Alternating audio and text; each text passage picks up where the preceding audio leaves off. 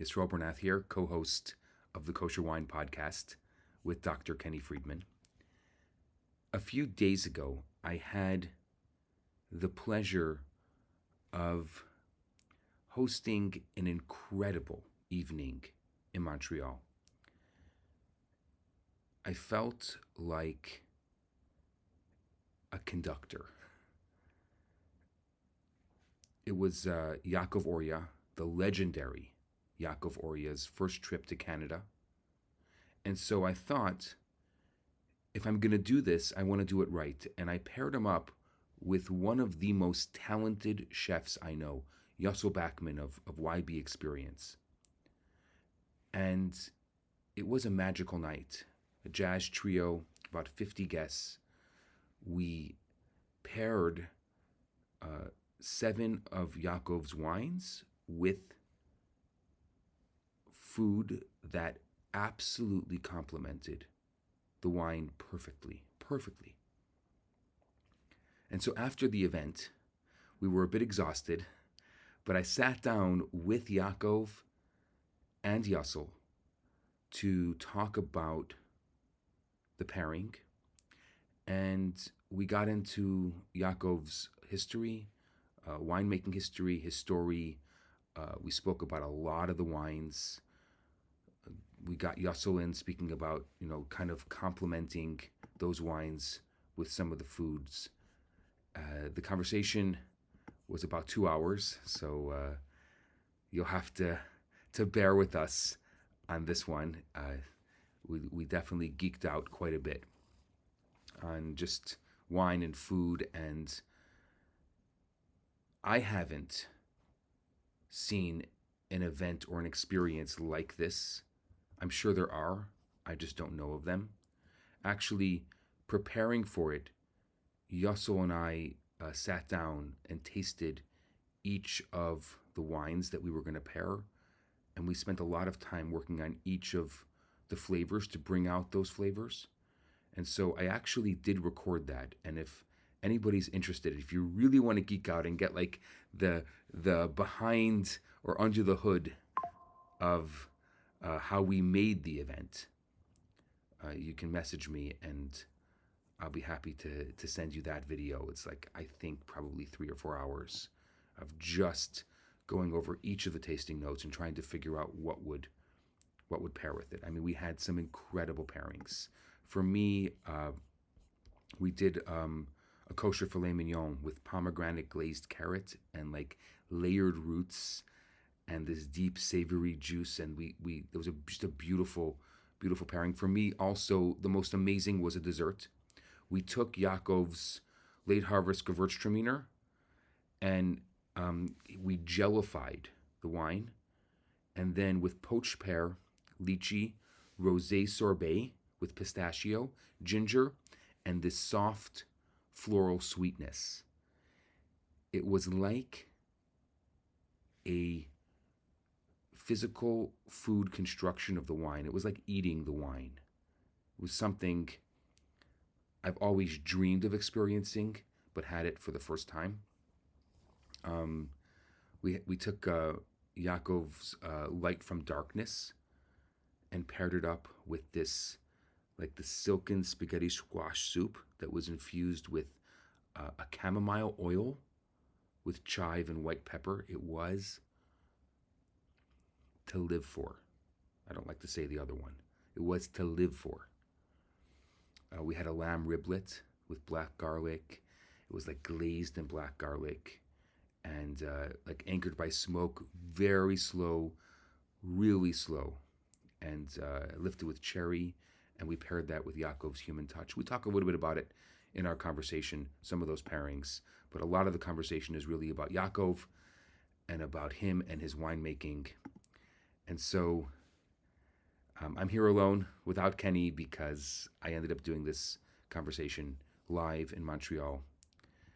And so without any further introduction, welcome to the wines, the pairings, the philosophy, the risks, an intimate conversation with the legendary Yaacov Oryah and Yossel Backman and a few others that happen to be around that kind of, you may hear a little bit of them throughout the conversation. It was a beautiful moment, a beautiful evening. Can't wait for you to listen or watch.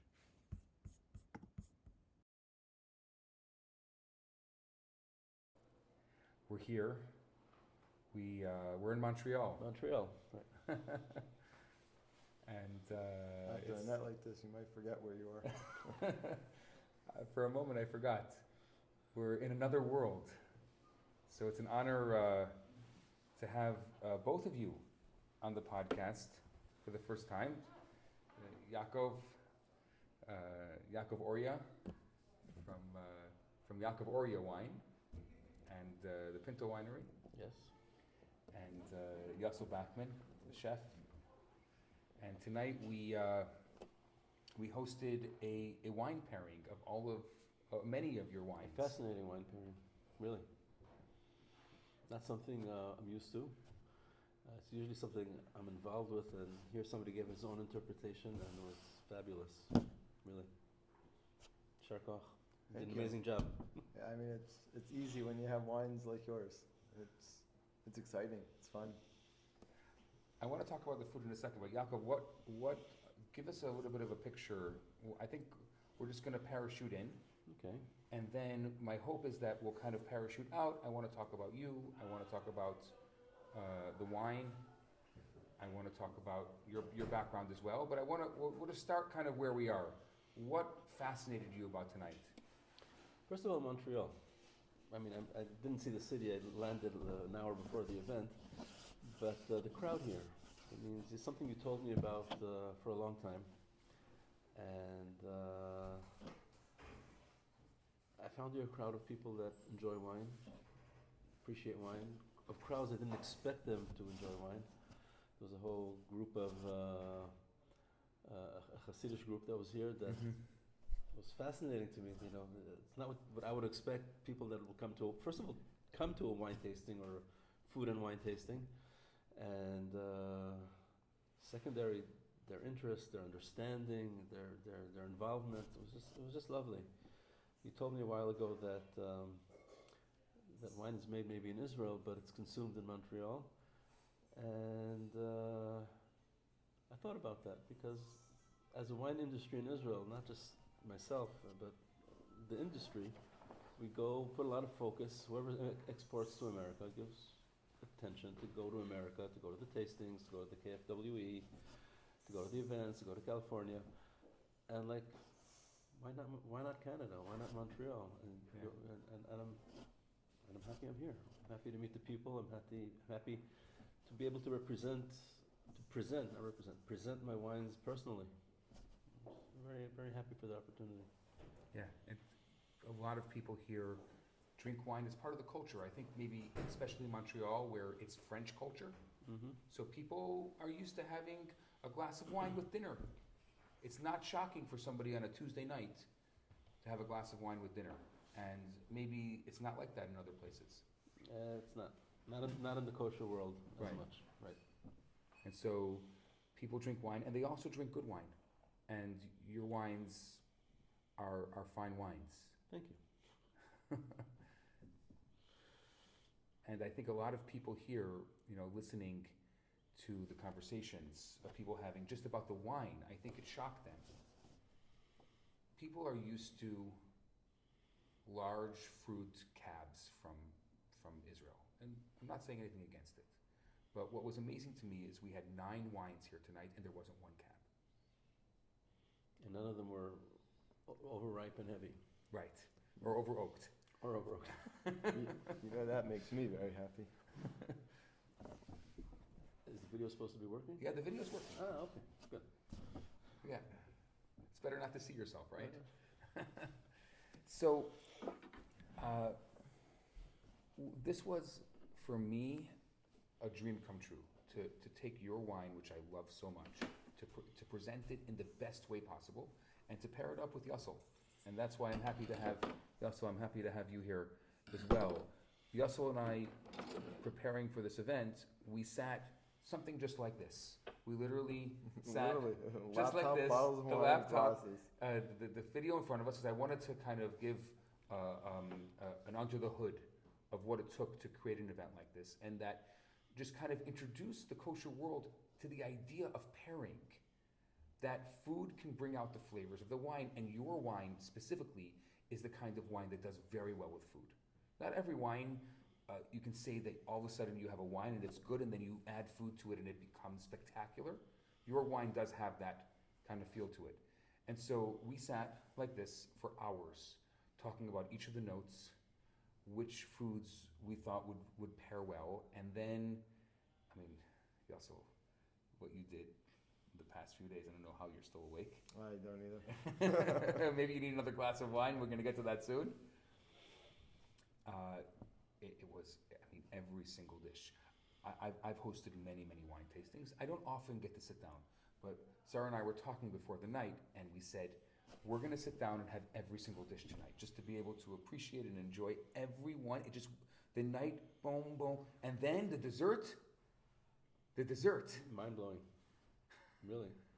I actually never, I had a lot of food and wine pairings, Baruch Hashem. I never had a wine translated into food, because all the notes of the wine were there. The rose petal, the citrus zest, the lychee. It's just all there, all balanced, all together, all not overpowering each other, not overpowering at all. Yeah. It was just really mind-blowing. It was just spectacular. Yeah, it's funny because when I was trying to put that whole dessert together, it wasn't pulling together like in my head. It wasn't there, and it went out, and then I finally tasted, the whole thing together, and I was like, wait, that's good. It works. That's really good. What Yossel said to me, he's going to jellify the wine as part of the dessert. And I said, I think we should talk to Yaacov about jellifying his wine. No, you don't need to talk to me. It's fine. He's like, no, I want to surprise him. I said, okay, it's on you. If he gets upset at me that you took apart his wine. On the contrary, it's just lovely. I think Really. it's a fun expression. It's a fun way to see it. It hits the palate differently. There's different notes that kind of get stronger when it's in a different version. Right. When I tasted it plain, you don't get as much of the fruit. The alcohol came through a little bit more, I found. And I thought that was just interesting because the dessert had a lot of fruit and it had a lot of those floral notes and everything else. And then now it had a little boozy kick at the end, and Yeah. to finish off the night after a bunch of glasses, why not? Can't go wrong with a little extra wine. You've cooked a lot of dinners in your life. I have. You've never done a pairing like I've this. never done a proper pairing like this. No. What was it like? Now that you've done it. Incredible. I think more people need to appreciate how the food interacts with the wine, because it levels up. The wine becomes louder, the food becomes more vibrant, more exciting. It's like the whole thing just becomes an uplifted experience. That before it's okay, it's a great dish. A dish is a great dish. The wine is a good glass of wine. But together, there's a story. Together, there's a picture. And when you're able to really dive into that and experience that, it's something completely different. It's a full circle. When Chazal want to teach people modesty, they tell them, "Dam ein bata v'lana ta'olech." And I think in winemaking, if you want to make a wine that knows how to talk with food, you have to remember that. Dam ein bata v'lana ta'olech as a wine.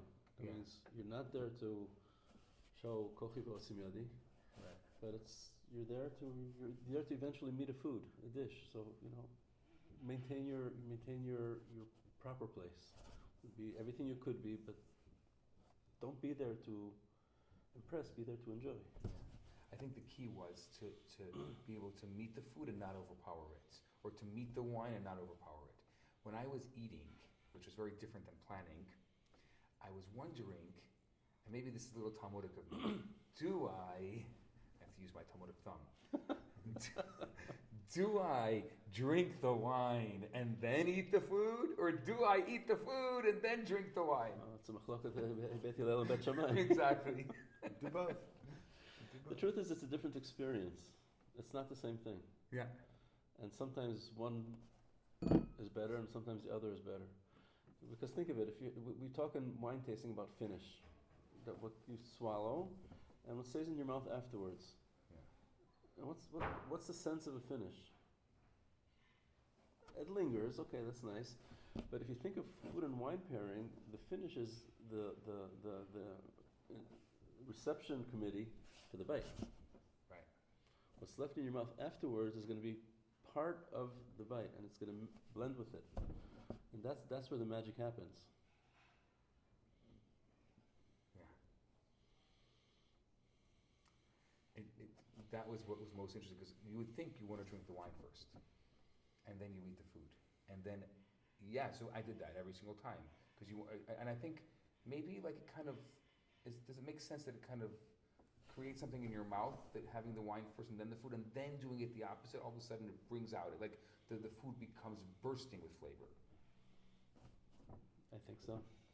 Yeah, I mean, like you see the whole evolution. You taste the wine, you taste the food, and then you're able to then go back into the wine, and you still have those notes, and it's still lingering on your palate. The dish and the wine, and it's bigger. What I can say about every dish is that it was a great pairing. That means it's not simple at all. It took a lot of hours. Over the years, I've been involved in the subject quite a lot. It's really not simple. It's simple on a simple level. That means, those classical things, Right. Keep it the most simplest: white wine with fish and red wine with. But there's such a diversity of. Look at what we did tonight. We switched it up a little bit. That's right. There's such a diversity of meat. There's such a diversity of white. There's such a diversity of red wines. Yeah. If you want to go beyond simple, you want to talk about real pair, then it's really, you can't make a wine to match a food, because it's in the bottle, you can't change it. Yeah.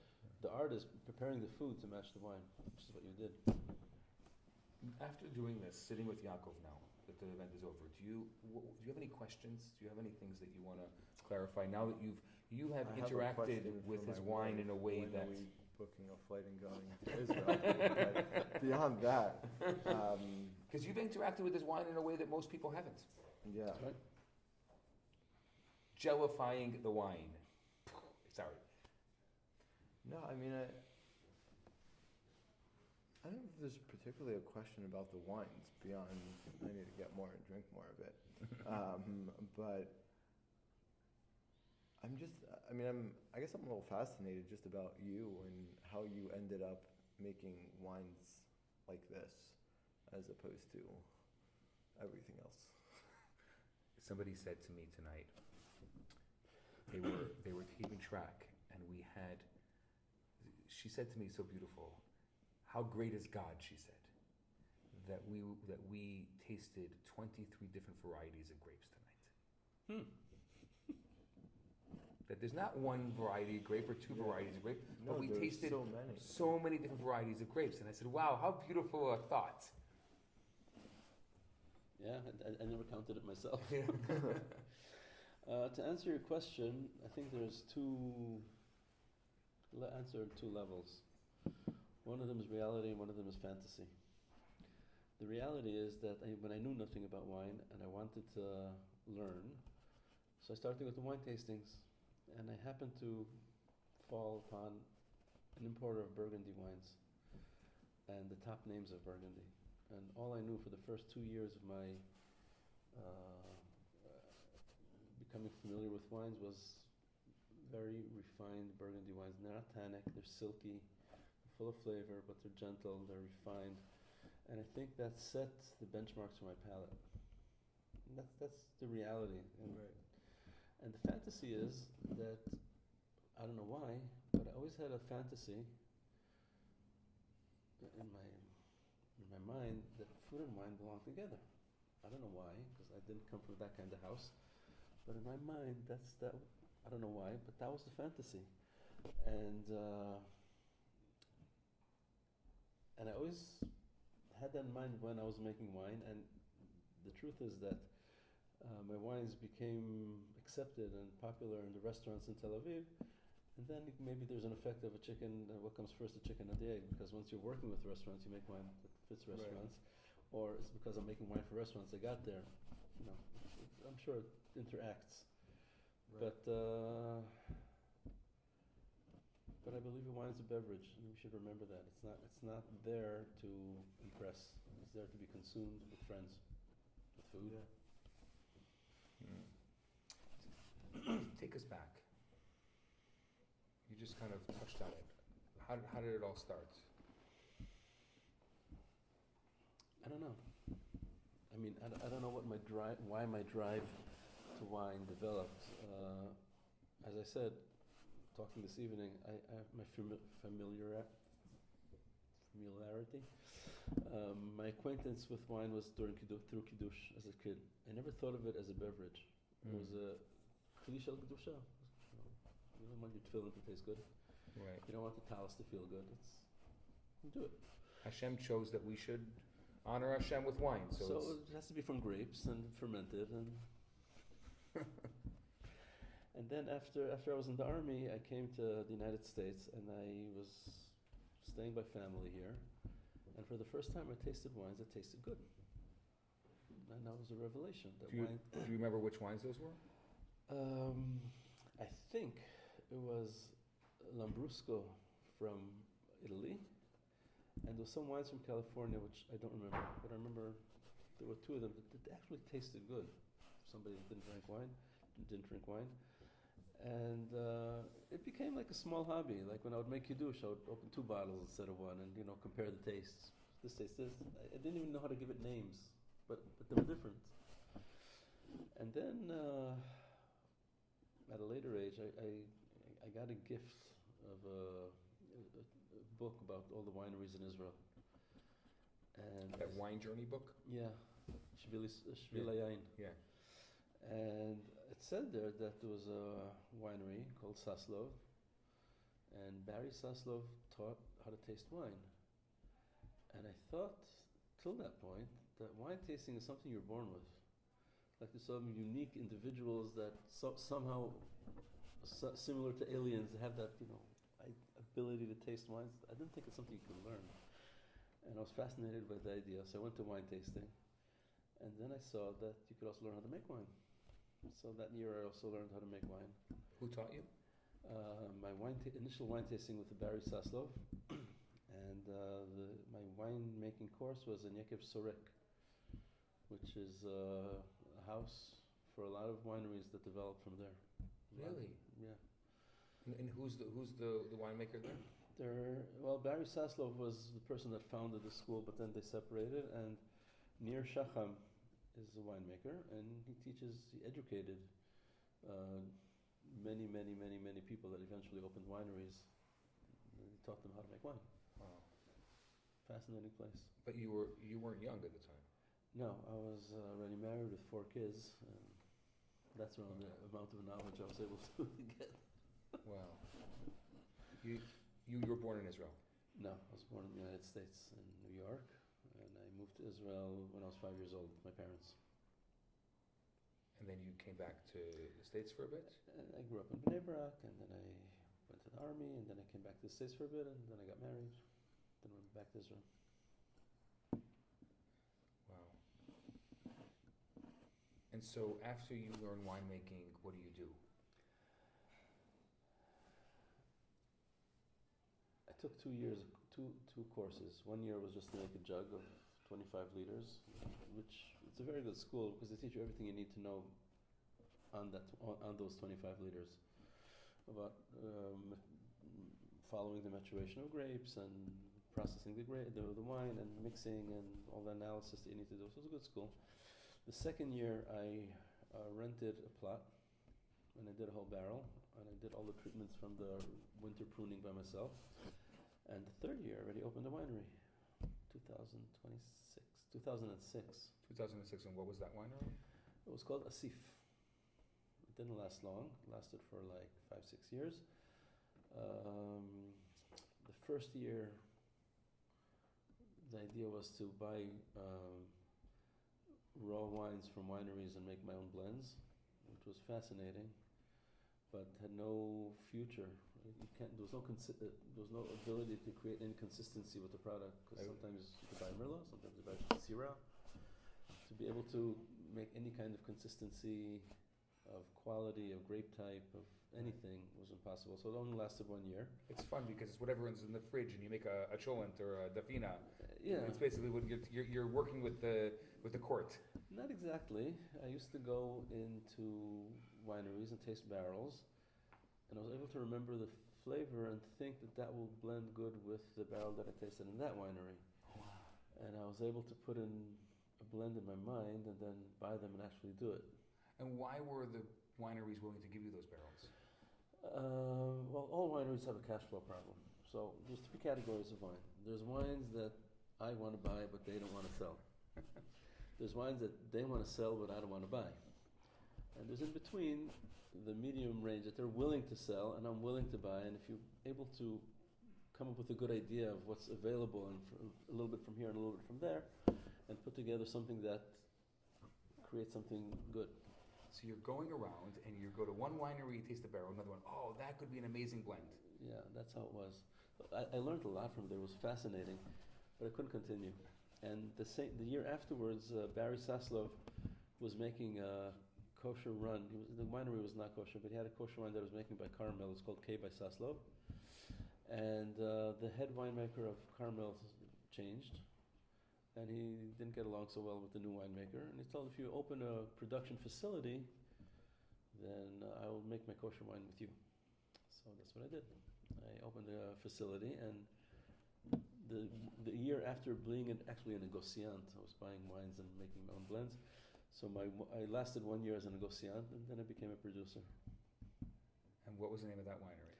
It was Asif. Oh, Asif, okay. And then what happens? Asif closes. In Asif I had a playground to learn how to make wine. As I explained before, I didn't know a lot, and there was a limit of how much you could fall on colleagues and ask them questions. So eventually, if you don't know something, try it and see what happens. So I learned a lot in that. Expensive learning. No, I didn't throw away wines. It just, and also if you have your common sense, you don't do experiments on large scale. You do it on a small scale, you learn. So it wasn't throwing away money, but it took me into places that I'm not sure every person that learns wine in the regular path touches. Right. And so eventually, we didn't know how to run a business, we didn't know how to sell wine, but I learned how to make wine. So when we closed, I got a job at Psagot. How old was Sagot at the time? 11. But I was the first winemaker. They were 11 years without a winemaker, and then they decided, because they're growing and they had quality control issues, and they had style management, which means there was no identity behind the label. You could have at the time the top wine was Edom. So 1 year Edom could be a bright red, 11% alcohol wine, and the next year it could be 16% Merlot, and it's their best wine from that vintage, but it was not really helpful for a consumer to know what is behind the label. Right. I think that's one of the main roles or responsibilities of a winemaker is to determine style. Quality control and determine style is really what we do. So I was able to do that at Psagot, and I was there till they were planning to grow beyond my strengths. I mean, I don't think I'm a big manager. As a winery becomes bigger, it's more a lot of management takes part of your considerations. Right. When you're small, it could be pure winemaking. The bigger you get, the winemaking has to consider logistics. So you were making all their wines? Yeah, I was a winemaker for 6 years. 6 harvests. Did you introduce any new wines? Yeah, I invented the peak. invented it. I wanted the dome to be a Bordelais blend and not all over the place. It's part of the style determination. Right. And It's a Burgundy, really. Like it's a Burgundy style, the Peak. the Peak is South France. Right. So it doesn't have Pinot Noir, but it does have Petit Syrah and Mourvèdre and Syrah. Right. Yeah. And another thing that happened when I came to Psagot, they actually had a decision to stop making white wines. The year before I started 2014. After 2013, they decided they're stopping their white wines. It's not what they want to do. And I like white wines, so You like white I wines, that's for sure. I reintroduced the white wines of Psagot to the market. Yeah. So you were there for 6 years. I was there for 6 years, and then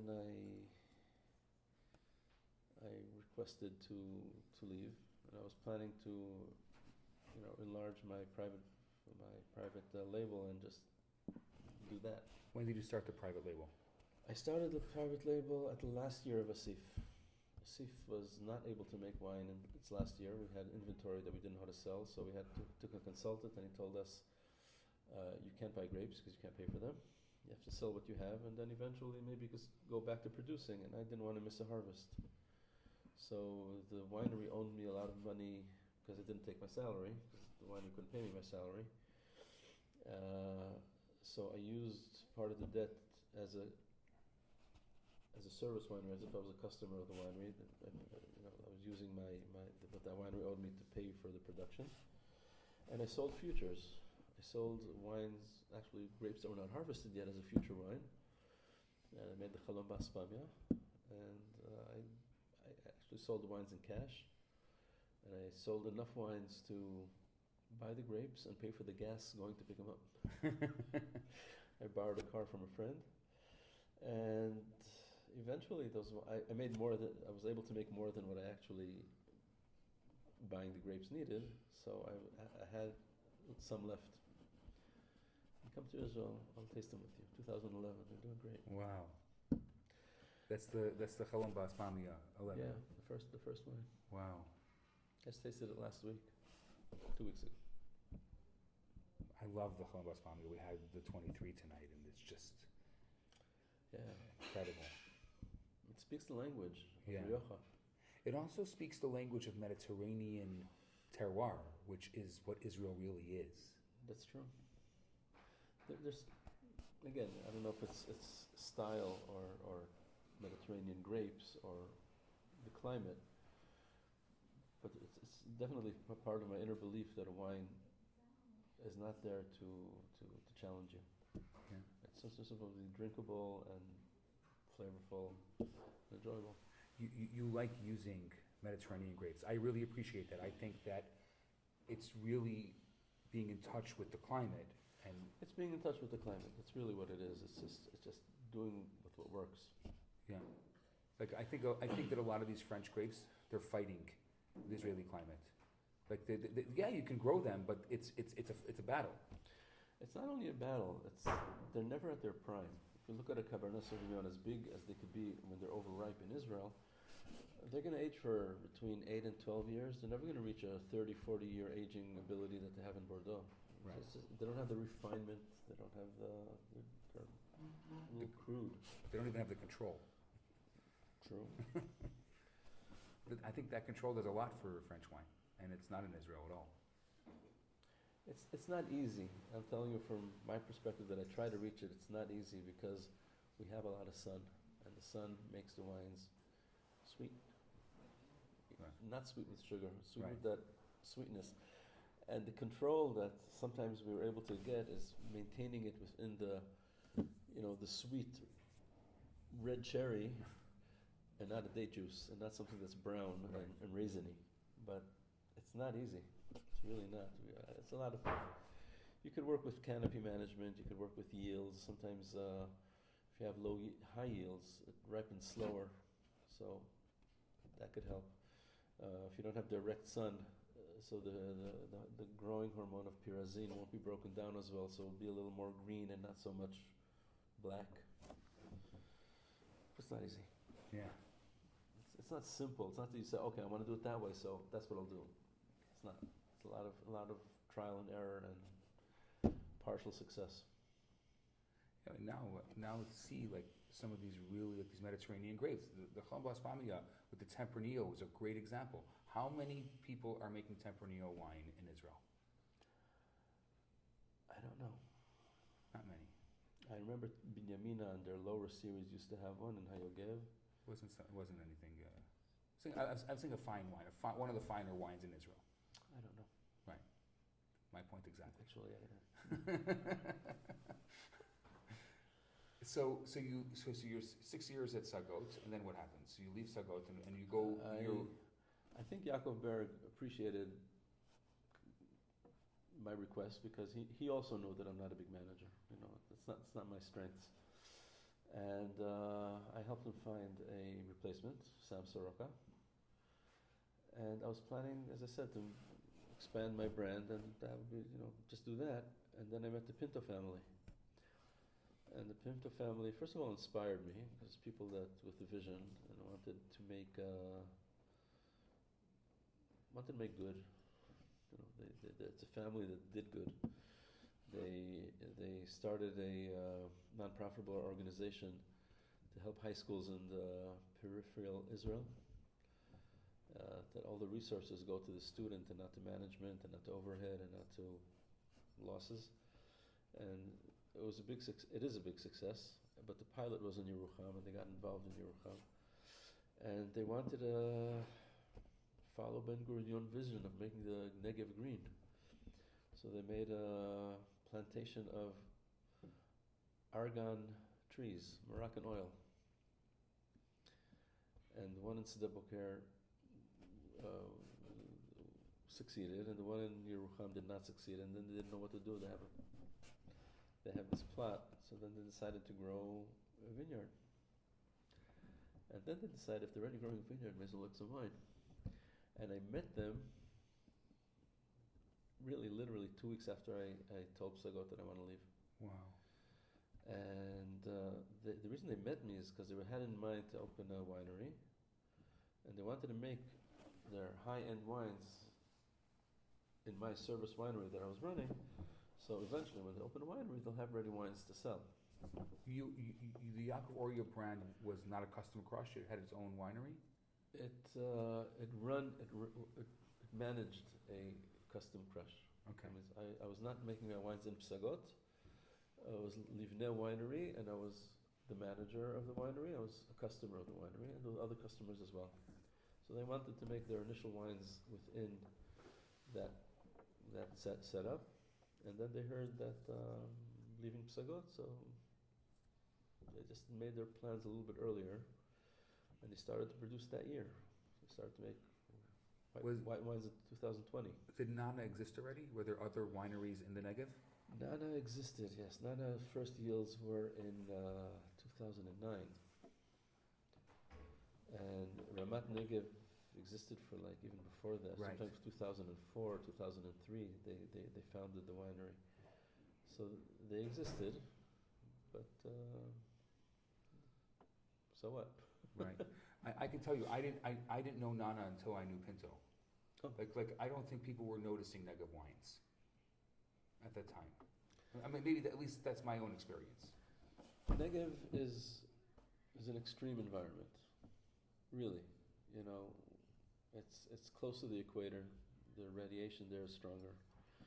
There's no vegetation or black soil, and the soil is almost white. So there's also returning radiation. It goes down to the soil and comes up towards the grapes from the bottom.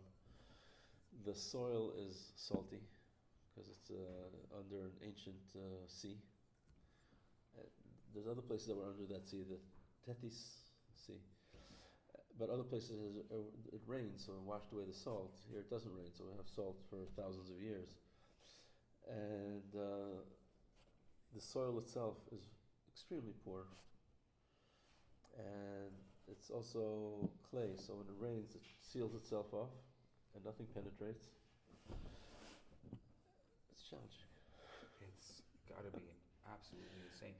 But the advantage is that you get a distinct wine. You see, in a world where terroir is being bypassed constantly by science, whether it's in the vineyard or in the winemaking process, and we're learning to overcome restrictions and drawbacks.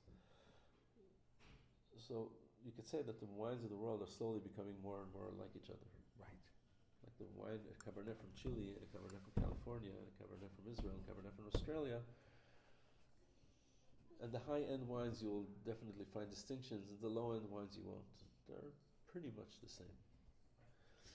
And if you have a distinct, harsh, extreme environment, it will leave a fingerprint or a footprint. It's not a fingerprint. It stamps and it says, "I'm here." And I find it fascinating. I find it challenging. First of all, it's not doing the same thing every year. It's really figuring it out. It's easy relatively to make white wines in the Negev because you want acidity, and the grapes ripen very fast, and you have a lot of acidity because it doesn't crash. It ripens before it crashes, so it's great. But it's very problematic to put an unripe skin into a fermentation, which you do with red wines. So it's a whole challenge. That you're doing varietal wines, to me, is really incredible. The Malbec, the Grenache, the Malbec especially. I think that... I love it. It's so spicy and light and enjoyable. Yeah, it's not Argentinian and it's not French. It's just Negev. It's totally unique. Totally. It is. It also... I don't know very many other Malbecs in Israel that do really well because I guess it's such a... Malbecs do well in those kind of crazy climates, like the Negev. Well, I don't know how to compare, but one of the reasons we planted Malbec is because we saw that in other vineyards it does well. Yeah.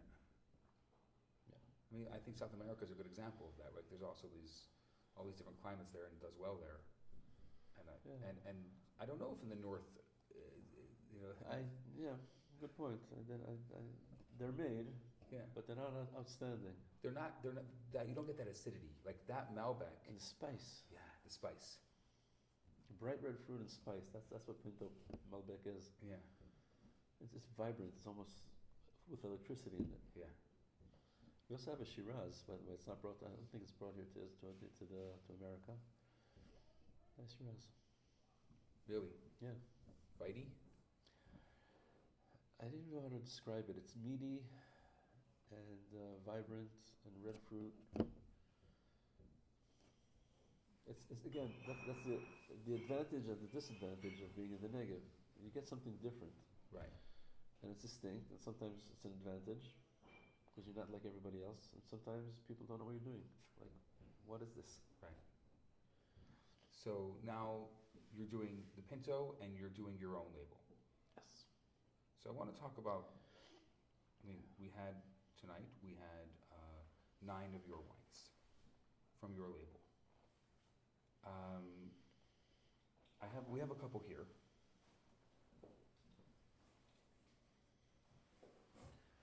couple here. I'll give you the choice of what you like to talk about and open and. Well, let's talk about 2 reds. Okay. Yeah, I love that. They're both blends. They're both put them that way to the camera. Yeah. They're both. Let's taste them. Let's say in introduction that they're both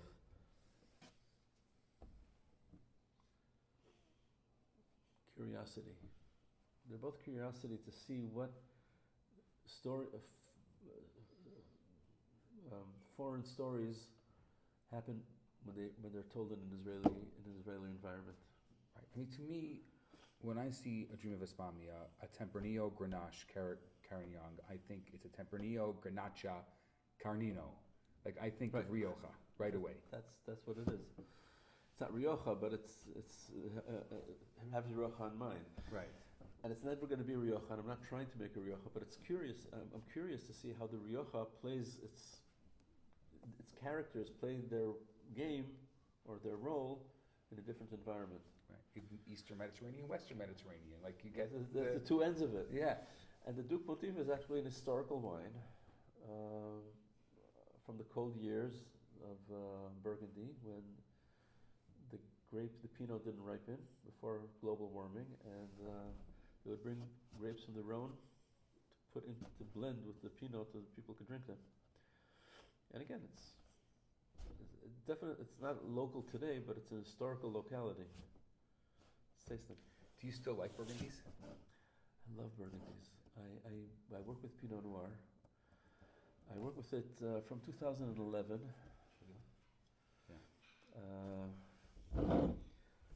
Only 3 times I found it worthy of bottling as a Pinot. And Be'ezrat Hashem in not next year, not 2027, I'm going to have a new plot in Ramat HaGolan with a lot of Pinot. So it's going to grow. So, but usually I make it and I get all excited. Oh, I have a Pinot, and then it's almost there, and it goes into the Duc. right. So, because you haven't done a varietal Pinot that I know. 3 times. Oh, you have? The black pine cone. Oh, the pine cone. Right. The black pine cone. That's a literal translation of the word Pinot Noir. It's Right. black pine cone. Right. Yeah, actually, we just had the black pine cone. Yeah. We were planning. We decided not to go with it, but Yeah. it was yum. What's the story behind the label on the Duc Pontiff? Who is that? It's an historical, non-existent figure.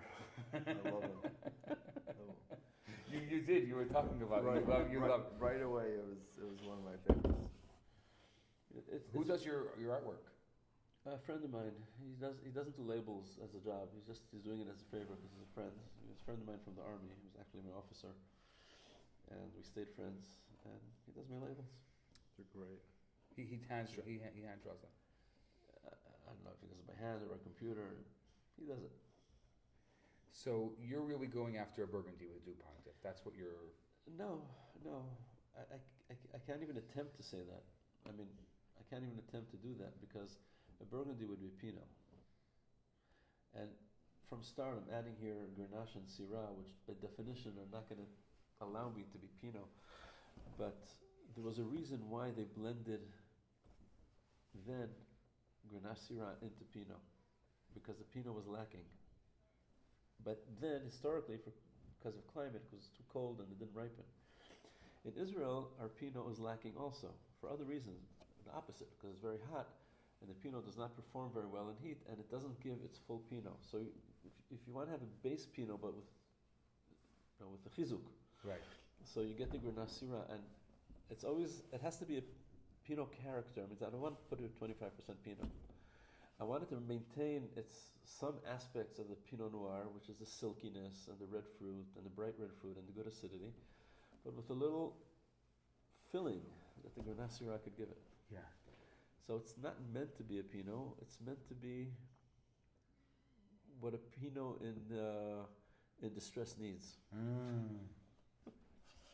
A Pinot in distress. I love that term. L'chaim, l'chaim. I think it's a new farbrengen. We have to make a new bracha. I will. Baruch atah Adonai l'chaim bracha. It's been open a little while. It's been open. When we first opened it, it was more acidic. Like it's calmed down over the course of the evening. Yeah, it's young, but it like has. It's full on all the layers. It doesn't have any holes in it. It has great acidity. Mm-hmm.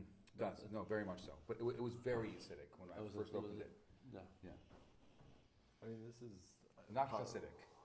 Not Hasidic. I mean, right after we tasted the Duc Pontiff, my head went straight to pomegranate, because you get that juiciness, get that fruitiness, get that mouthfeel that like kind of dries. A little out tartness and dryness. Yeah. It was like asking for pomegranate. You could say it's pomegranate and blueberries. Yeah. You were thinking of a dish, but you ended up not pairing it. No, we had pomegranate. No, we had pomegranate, but you ended up not. This is one of the wines that we just served without pairing. Yeah. No, because I think they're just as far. you have to take all the wines into account with the pairing, right? You want to give people that full experience, and I think there are just so many other like game changers as far as the flavor profiles. I mean, this is incredibly delicious, Yeah. but I think that some of the other ones were just like you needed to highlight them. They just needed to be shown. They needed to be spoken about. It's not only a fine wine, it's a fine wine. Like, it's very fine in its nature. My son, Ephraim, he left his job as a nurse in intensive care, and he came to be my assistant. And I'm quoting him to say that what he likes in my wines, and the more, is their quietness. Yeah. And he says the more a wine is quiet, the more he likes it. Yeah. And I think agree. that's what you're describing. Yeah, exactly. Exactly. And it's interesting, we were talking about this, and I so agree with this, is that these wines are made to be paired because it's quiet and there's a lot of space for another flavor. It's not diluted in any way. It's not missing anything, but it's quiet.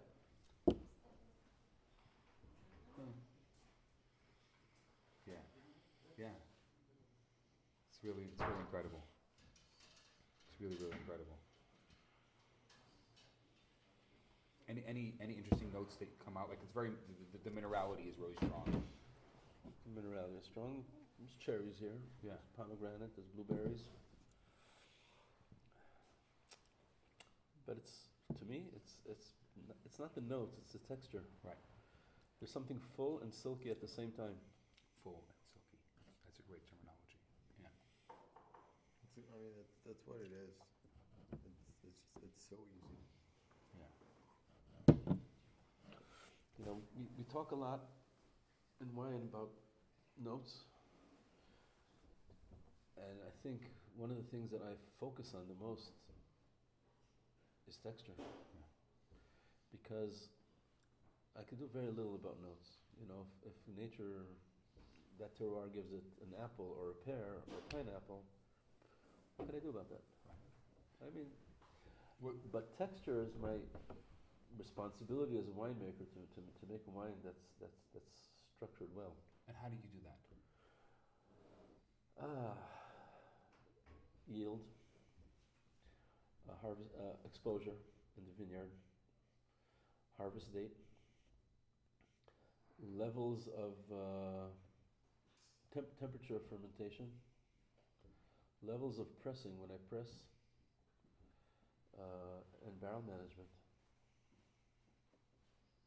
And it's not intervention in any way, it's just respecting the consumer. Right. You could extract so much more. You could squeeze it.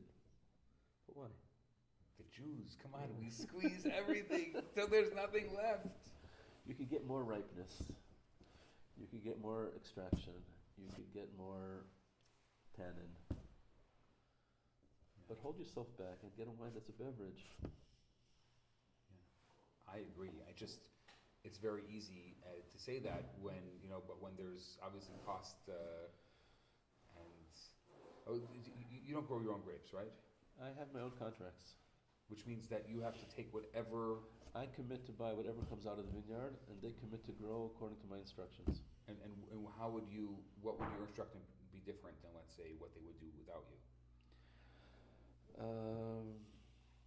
Canopy management. I like green notes in my white wines. I don't want tropical fruits. Yields, not necessarily low, not necessarily high. It's something that I can't say in advance. Sometimes you taste the wine and you say this is too. What I had last year was too high. Next year I'll do it a little lower. So they're going to prune the vines differently.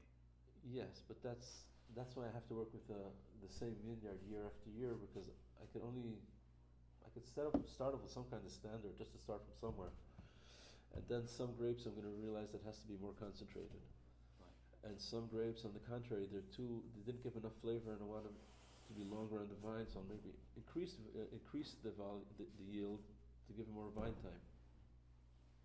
I don't know. It's just a matter of learning your vineyard, and you have to have consistent vineyards to do real winemaking. Yeah. It's amazing.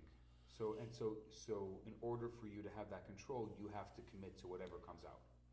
Right. And sometimes it's not what you can use. Sometimes you use it in a different way. Yeah, but sometimes you can't use it. Is there waste? Yeah, there's waste. Try to minimize it. Sometimes just select when it arrives, or ask them to. Sometimes you get 60% of what you planned you'll have, but they harvest only the grapes that are good. Right. Let's say there was a heat wave, and a lot of clusters shriveled. Which can happen in Israel. It happens.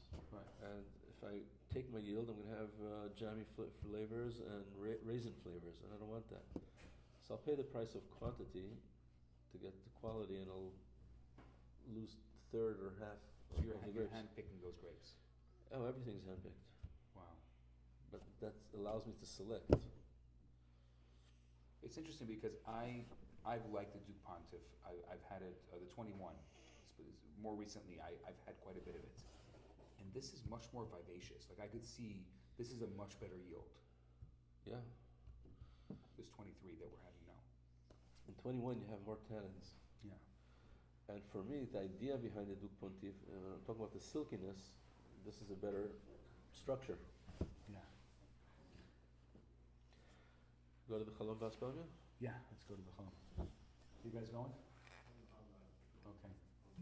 Thank you. Let's check.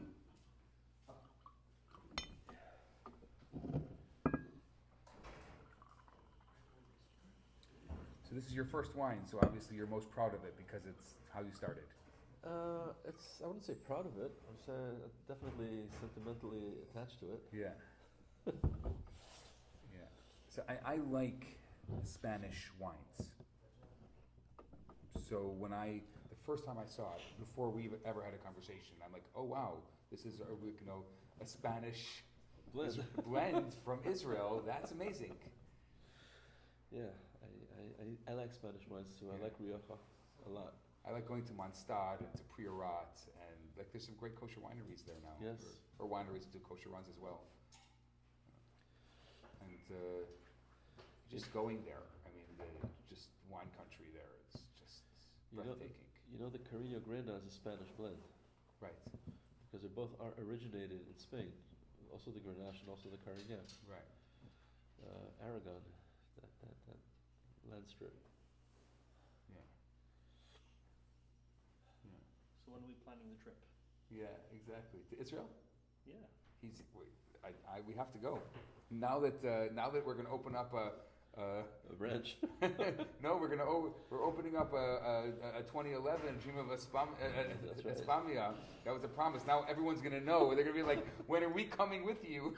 No, I'm serious. We're ready to organize a tour. Yeah, that would be great to go to Israel. I'm down. When we go. I think a lot of people who are going to be watching this are going to say, when are we coming? You may get a little group. I'll be happy to host. Yeah. Really. Have some Yes. Chalom Baspamia. I love these names. Chalom Baspamia sounds much better than a Dream of Espamia. That's true.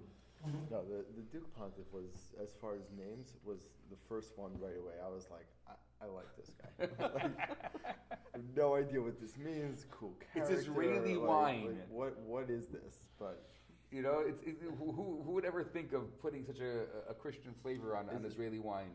do you put thought into labels? Is that something? Not into labels, into names. I really think the name of the wine should represent what it is. And I tried to find a name that will describe the wine. You can join us if you want. Just for a minute. Take off your coat. Yeah. For example, you're talking about the Duke Pontiff. It's talking about geography. The Duke is Burgundy, which was an independent duchy for centuries, and the Pontiff is the region that gave us GSM, Grenadier Marmerd, is Chateau Neuf du Pape. Chateau Neuf du Pape, which means the new estate of the Pope, the Holy Right. Father. So that's the Pontiff. How do you feel about Chateauneuf du Pape that's kosher now? Few people laugh at it. Why? Because Chateauneuf du Pape is kosher. It's a region, it's geography. That's why I put on the label, and there's nothing Christian about it. It's just geography. It's a geography and history. This is my favorite name. Melchizedek. Oh, we'll get to it soon. Oh, we'll get to Melchizedek. Yeah. We have to get to we have a lot to talk about with the Melchizedek because skin maturation and so you're really so you're trying to create a Spanish blend here. That's really your goal. Not really. It's because I like Spanish wines and because I love Rioja. I want to play with Rioja. But I don't want to make a Rioja. I want to make my wine, my Israeli wine, with the expressions that they have here. It's as if cousins. They're not brothers. Right. But they speak the same background. East, west. And it's just fascinating to me. And I never tried to make a Rioja. I just take over the years what this grape gives me in Israel and try to refine it. I taste it now. I don't really think it's a Rioja. No, it's not. It's not. No, it's an Israeli expression.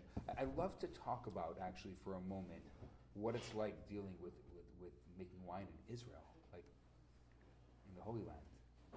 You have to elaborate your question because for me it's my everyday. Yeah, that's a good point. It seems to me awe-inspiring. Is it awe-inspiring to you that you are, the terroir is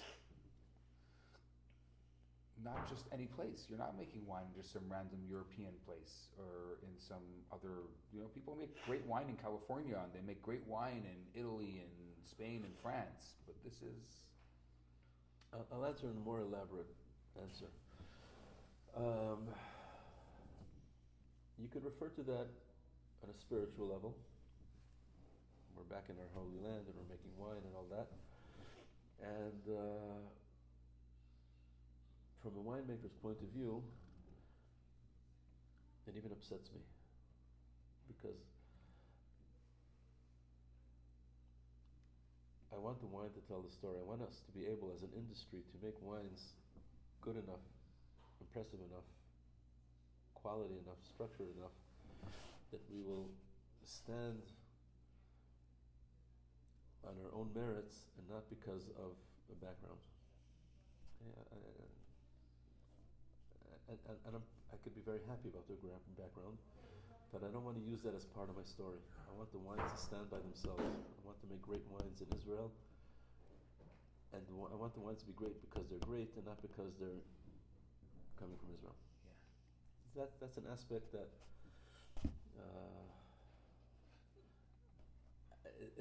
it's more of a purist approach to wine. To really be able to complete what you're saying, that we're making great wines in Israel, you have to ignore Israel and focus on great wines. What you're saying is very powerful because there's a lot of people who drink Israeli wine because it's Israeli wine. And some people, especially since October 7th, only buy Israeli wine because if we're anyway making Kiddush with it, we might as well support Israel. And I'm a big fan of that. I'm a big fan of that too. But that's something else. We have a challenging environment and a difficult economy, and I'm very happy that people buy Israeli wines that support our industry. I'm all for that. But when you're talking about wine, if you really want to make great Israeli wine, then don't talk about Israeli wine. Talk about great wine. Don't put the spirituality as part of the story because as if you don't have to reach greatness because you're great by the fact that you're adding the spiritual aspect because we're returning to our land, etc. So if you really want to make great wines on a spiritual level, ignore the spiritual level and just make great wines. That's on one level. On another level, because my palate developed on refined Burgundy wines, and because the climate does not give easily such wines, I found my whole career challenging the climate, challenging the terroir. That means I want to it has to do with what I said a minute ago. I want to be able to create great wines without the limitations of the hot climate, of the terroir of Israel. And I come up with ideas like the Emmy series, which philosophically, I don't know if it's super terroir because it's extracting all the flavors that one tiny plot has, or it's not terroir because I'm so interventional and taking out so many, by methodology, extracting different things, and I'm doing that. Is that natural? Is that not natural? Right. I don't know. You call it MD like multiple expressions because you're taking out all the different flavors from the terroir. Right. By different harvest dates and by different canopy managements and by different methodology of fermentation, every one gives a different profile of the same potential. It brings out a different potential from the same pool. Wow. I mean that Chardonnay that we had tonight, that Emmy Chardonnay, So good. it's so good. When my wife had it, I have it on video. When my wife had it for the first time, she started tearing I up. love this. And then she went away. She went upstairs. She's like, I'm done. I said, I'm done. I don't need anything else. We still had another 7 wines to go that night. We were there till 3 a.m. drinking wine and tasting and whatever. And she's, I'm good. Chardonnay, that's it. It's amazing. I've never seen a wine bring somebody to tears. It's a beautiful wine. So is that terroir or not terroir? On one hand, I'm fighting the terroir. On the other hand, I'm super extracting from the terroir. Thank you. I'm extracting all the potentials from the terroir. I don't know what to say. It's good wine, and I think that's what you're saying. And look, there must be, and I don't want to put words in your mouth, but there must be bracha. Like there has to be some kind of blessing in the fact that you're working in the holy terroir.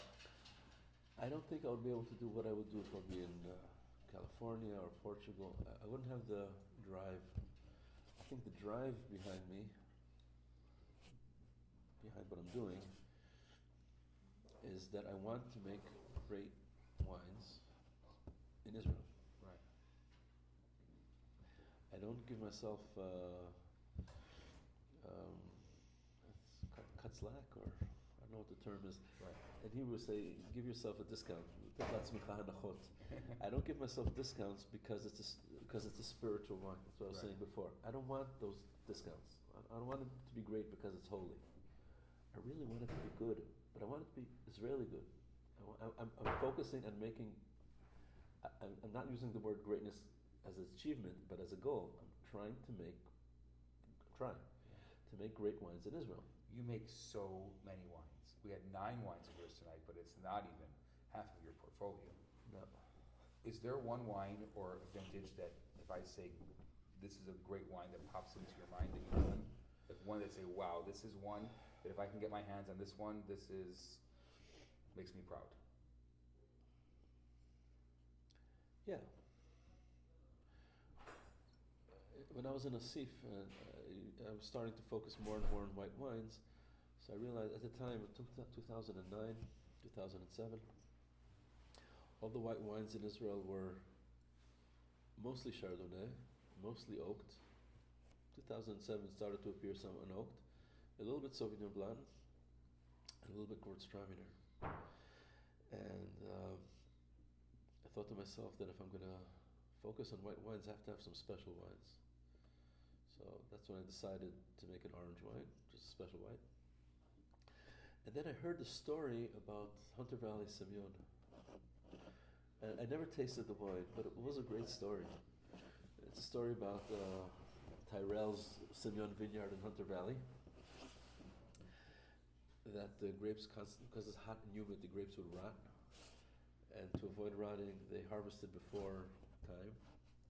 And since Semillon is pretty bland and almost neutral in flavor to begin with, so you harvest it underripe, it has nothing, it's just water and acid and a little bit of alcohol. So obviously nobody bought it. And then, like an ugly duckling, after 5 years, it became beautiful. So it became a style where you harvest too early and you wait 5 years, and you release it when it's 5, and it's marvelous. So in 2009, I decided I'm going to make a Hunter Valley Semillon, and it took 7 years, not 5, and I have very few bottles left. But it's, we're how many years passed since then? 15, 17, Yeah. 17. Generation. It's doing great. I had a tasting of Semillons. I think I brought my last bottle a month ago. It's just doing great. Wow. I started to reproduce it 2017. That's your Hunter Valley? That's I call it Valley of Hunters. Valley of Hunters. So, Valley of Hunters, yeah. nobody would think it's from Australia, Yeah. but it's Emek HaTzayadim. It's so funny. That wine surprised me. Who would think? You like whites. When I had your playground Chardonnay last year, and that, I'll tell you the truth. I'm one of those that say ABC, anything but Chardonnay. And so, but I tried it because I like to try wine, and I like to try. I know that you, and then it said playground, and your whole thing is a playground. So you're like, okay, I want to see, and it was fun. But this ME Chardonnay is a whole different level. Well, the playground was an experiment. Right. And I realized, after the playground, I realized that's what I want to do when I grow up. So I planted vineyards to expand the ME series, 2026 with Rat Hashem, to the Chardonnay and Viognier that we have right now. Chenin Blanc, Sauvignon Blanc, and Semillon will join. All varietals. Varietal, single vineyard, multiple expressions. Wow. That's the whole idea. Right. And what I think a lot of people don't realize is there's very little room for error there. Like, you can't use chemistry. It's not chemistry. When you say ME, its initials are multiple expression, but at the end it's personal taste. There's another meaning of me is me. So another in one of these blends, you can put a little more of this, a little less of this. Oh, and I have 20 components. I can do whatever I want. Oh, okay. I'm okay. I'm not worried. Okay. Here I have only 5. Oh, okay. I get 20 components. I blend it like a tournament. I pair them up, blend, pair them up, and pair them up, and eventually I end up with a blend of 4 components, 5 components. That's got to be so much fun. It's How much time does it take you to blend those? the truth is, for blending, you have to be in the right state of mind. It's so great. I'm not every day in the right state of mind, and you run a winery, and the workers want to, what do we do today? And you can't tell them I'm in the state of mind to make my blends. But that's the reality. So I don't know. Sometimes it takes me quick. Sometimes it just happens. I just know the answer. And sometimes I'm not satisfied, and I'm going to go back to it tomorrow and do it again until I'm okay. This is good. Right. One of the things that's unique, I think, for you as a religious winemaker is that you can interact with those barrels, where I think that some of the non-Jewish winemakers that are making kosher wine have a very hard time because. Well, they could ask somebody to bring them samples. Well, that's how they're making it. They're making it with samples, but it's not like interacting with the barrels where you have the barrel there and you can take the thief and just kind of, see what happens. I'll be honest. What you're describing is more romantic than reality. Okay. Because I also asked me to bring me samples because I want to sit in the lab with my samples and think about the blend. And I can't think about the blend with all the barrels and the thieves. Okay, I have this whole romantic, Yeah, this romanticized version. Okay, and he's pulling a little bit out of here, and he's. I gotta be honest. I wouldn't be able to work like that. Right. It sounds fun, doesn't it? Yeah, it does. It's a great description. If I had to write the scene for a novel or something, that's how I would write it. Yeah, the truth is that the subject of kashrut and wines is a painful subject because it puts a lot of Jews in the feeling that they are second class. And when it comes to wine, I think that's the only thing that matters. It's not the really ability to make wine or not make wine better or less good. Yeah. I think non-kosher wines, not religious winemakers can make great wines. Yeah. And touching, after a certain volume, I don't connect the pipes myself. I give instructions. Right. Well, I think that's the point. When I go to some of these wineries that are not kosher, do kosher runs, they just say, okay, we have expensive winemakers. Instead of having some random person, we have some rabbi that's doing it. So it's a little more expensive for us. That's the way they see it. Well, look at tonight, for example. Right? We had all types of people. We had people that were extremely secular to people who were Hasidic. And I like the diversity of the Jewish community, whereas if you always speak to the highest common denominator, you end up getting everybody. True. But halachically, it's not simple. And there's a big clarity of putting people in the feeling of secondary Jews. It's din moridin. It's not by mistake. It's not by accident. It's the idea of making them feel they're secondary. And wine is much more complicated than other foods or beverages because it has other elements to it. Because of? Because it has other elements to it. What do you mean? The issue of avodat kochavim or. But if you really explore the halacha, at least to the best of my, I'm not a posek and I don't presume to be, but to the best of my understanding, it's not a simple thing to say that not a secular Jew that touches wine is simple to say that it's a problem. I serve. It's a complex saying. I'll just tell you, I can speak for myself. I have most of my table on a Shabbat Friday night is not religious per se. Let's say what you call secular, and I mostly serve non-Mavusha wine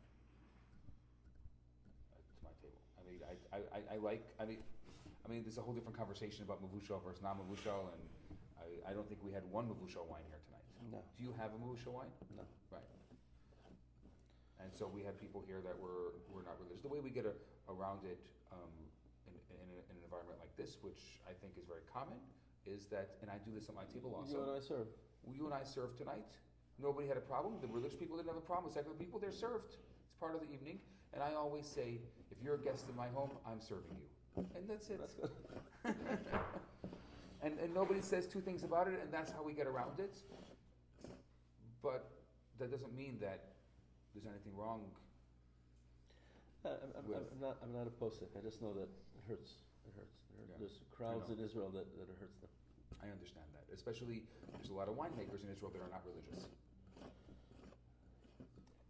Yes, but it bothers them not on a technical level of going ahead and playing with the thief in the barrel, but more on a spiritual level that they feel that they're required to get married in the Rabbanut and get divorced in the Rabbanut and be buried in a religious ceremony, but they can't touch wine. But you don't like me. Exactly. It hurts. Yeah, I definitely see that. And I mean, obviously, you and I are not making the rules, and we're not changing the rules. That's right. So That's right. we could talk about it and we could lament about it, but there's not much that we can do about it. That's true. This is a beautiful wine. I like Spanish wine, so this is just me. I finished my glass, but I'll join you. What are the notes that you get in this? Well, this is a very young vintage. In Israel, I'm still working with 22. I just didn't send it here because of Shemitah. What fascinates me that does talk the Rioja language is that when it ages a little bit, you get the leather. Leather, exactly. Right? Mm-hmm. You have plum and leather. It's also tannic.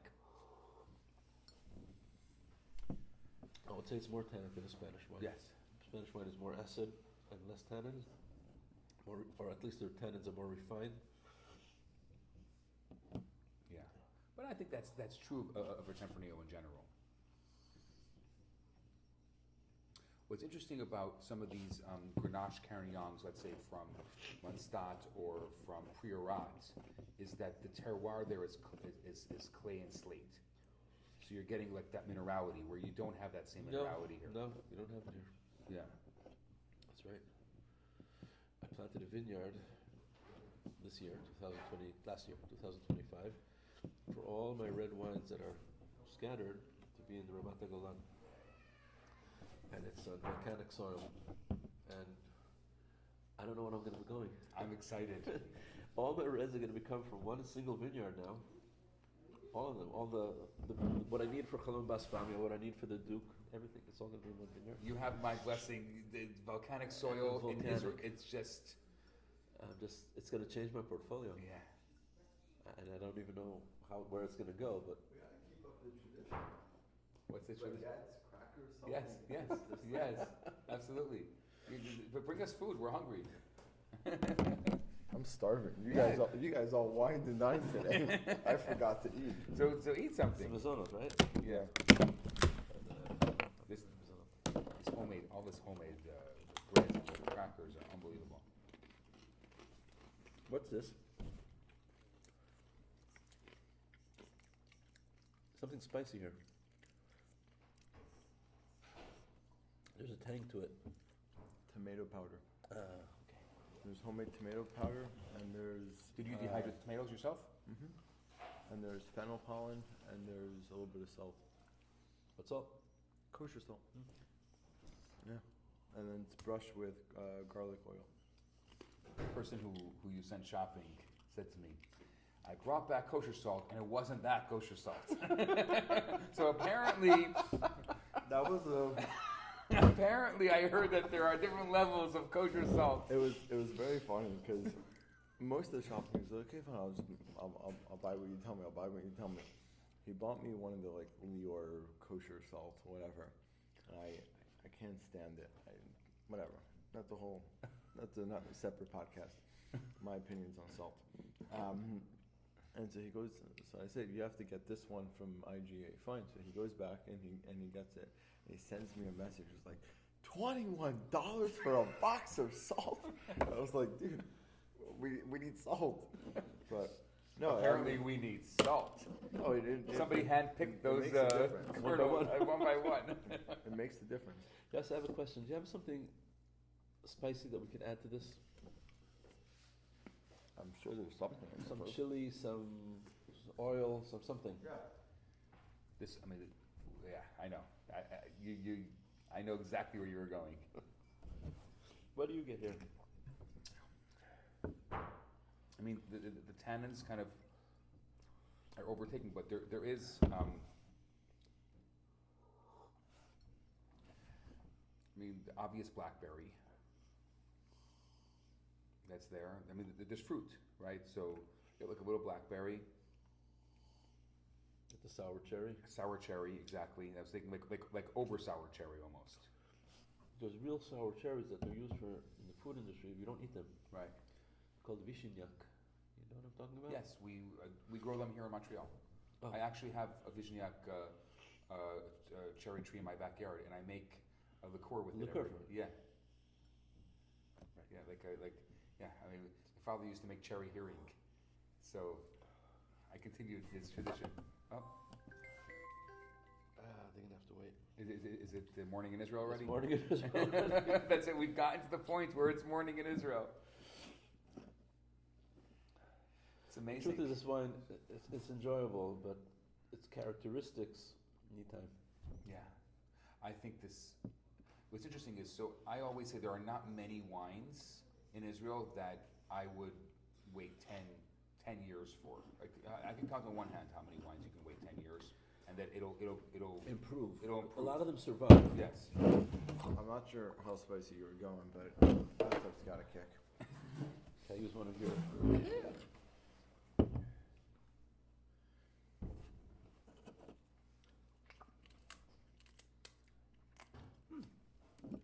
You can live with that. That's right. You can join us if you want. You can grab a glass. Yeah, we're still recording. Audio and video. Yeah, this will improve with age. Exactly. What do you think? Do you think you have 10 years, or it's more like 5 to 7?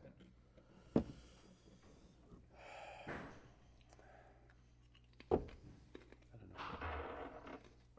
Do you have any of these Chalon Ba'asbamiyas that are older that you say like are 10 years old? I told you that when you're going to come, I'm going to open you Yeah, the 11s. 11. I really want to try it because, like I said, I really think there's not that many wines in Israel that you can age. Better be on this trip. What do you mean? You're making the food. Oh, okay, good. Perfect. What do you think? We're going to let Yaakov make the food? The reason I wanted the chili is because our next wine has a characteristic that very few wines in the world have, and it's their ability to tolerate heat. Now, usually the alcohol and the heat clash. Yeah.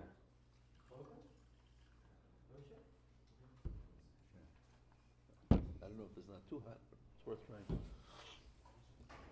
It's got a kick a little bit. Okay, we got to try that. So, I really want to talk about these skin maturated wines. Okay. And we have the Malkitzedek, but in general, this kind of idea of skin maturated wine. Can you explain to somebody who never heard of this before what it is? Yeah, when we make white wines, we make white wine from the juice. It means we crush the wines, crush the grapes. Or don't crush the grapes, but in any case, crushed or uncrushed, they go to the press, we press them, we get juice, we throw away the skins, and the whole wine process is made with juice. And that's what makes white wines refined and elegant and light. Right. And even if they get oak and they get heavier, there's still something smooth about their texture. And it doesn't have to be that way. You can make a white wine with the skins. It's not just the skins, it's the pulp and the skins and the seed and everything that gives structure and fullness to a red wine. You will be getting the same thing in a white wine because the alcohol extracts tannin from the skin, from the seed, and you get a wine that the mouthfeel resembles a red wine, but it doesn't because we harvest it earlier. We don't harvest it at 14, 13 and a half, 15% alcohol. We harvest it at 12 and a half. So they're more tart, they're more lean than a red wine. White wines are usually more acidic, so you can't really say that it's a red wine without color. It's a white wine with tannin. Exactly. I had a lot of fun tonight, and I did this with Yossel as well when we first tasted it. When I walked around with the light from darkness, and I said, I have some trivia for you. And I named all of the grapes on the light from darkness, and I said, what color is this wine? So that's actually the opposite, exactly the opposite of the light from darkness is a red grape with a white wine process, and this is a white grape with a red wine process. It's really the mirror image. Right, but to me, that's what makes your wine blows my mind, because you're literally making white wine from red grapes and red wine from white grapes to a certain extent. I mean, that's why, like, you just break all of the rules. That's what I was talking about before. I didn't know the rules. I didn't grow up with rules. I didn't know. You know that in most of the world, I claim innocence. in most of the world, wine is very controlled, right? You couldn't do this in France. You couldn't put the name of the appellation if you don't follow the rules. You can do whatever you want, but you won't be able to sell the wine. Correct. I mean, nobody's going to buy Nobody's gonna buy it. No one's going to buy a Bordeaux that's light from darkness. Right. We have to do a rinse here. Yeah. So this is not for consuming. This is just for rinsing. A lot of people don't know this, that the best way to rinse your glass is with the wine. With the next wine. The next wine. We have a glass to pour it into. And also, at the same time, get yourself a glass. You should join us. Yeah. Oh, he has one? Okay, good. He's hiding. Oh, good. He was hiding. Yeah, this is, to me, like, what blows my mind about all of your wines. And it's funny because I didn't even know you, and I saw these wines, like, there's something different here. Something so different. I mean, and people expect these kind of large fruit earth cabs. Like, that's what Israel has produced for all these years. I'm saying from the finer Israeli wines. They've always been these kind of large fruits, deeper earth, and you get that kind of mouthfeel. For some reason, I don't understand it, and actually the wine world in general is against it. These kind of 5-pound bottles. Yeah. Like in the world outside of kosher wine, nobody's using 5-pound bottles anymore. They consider it When it's empty, it feels full. exactly. I think they're like leaded bottles. Look, I don't presume or try to educate the public and tell them what's right and wrong. Well, I do. That's why we're sitting together.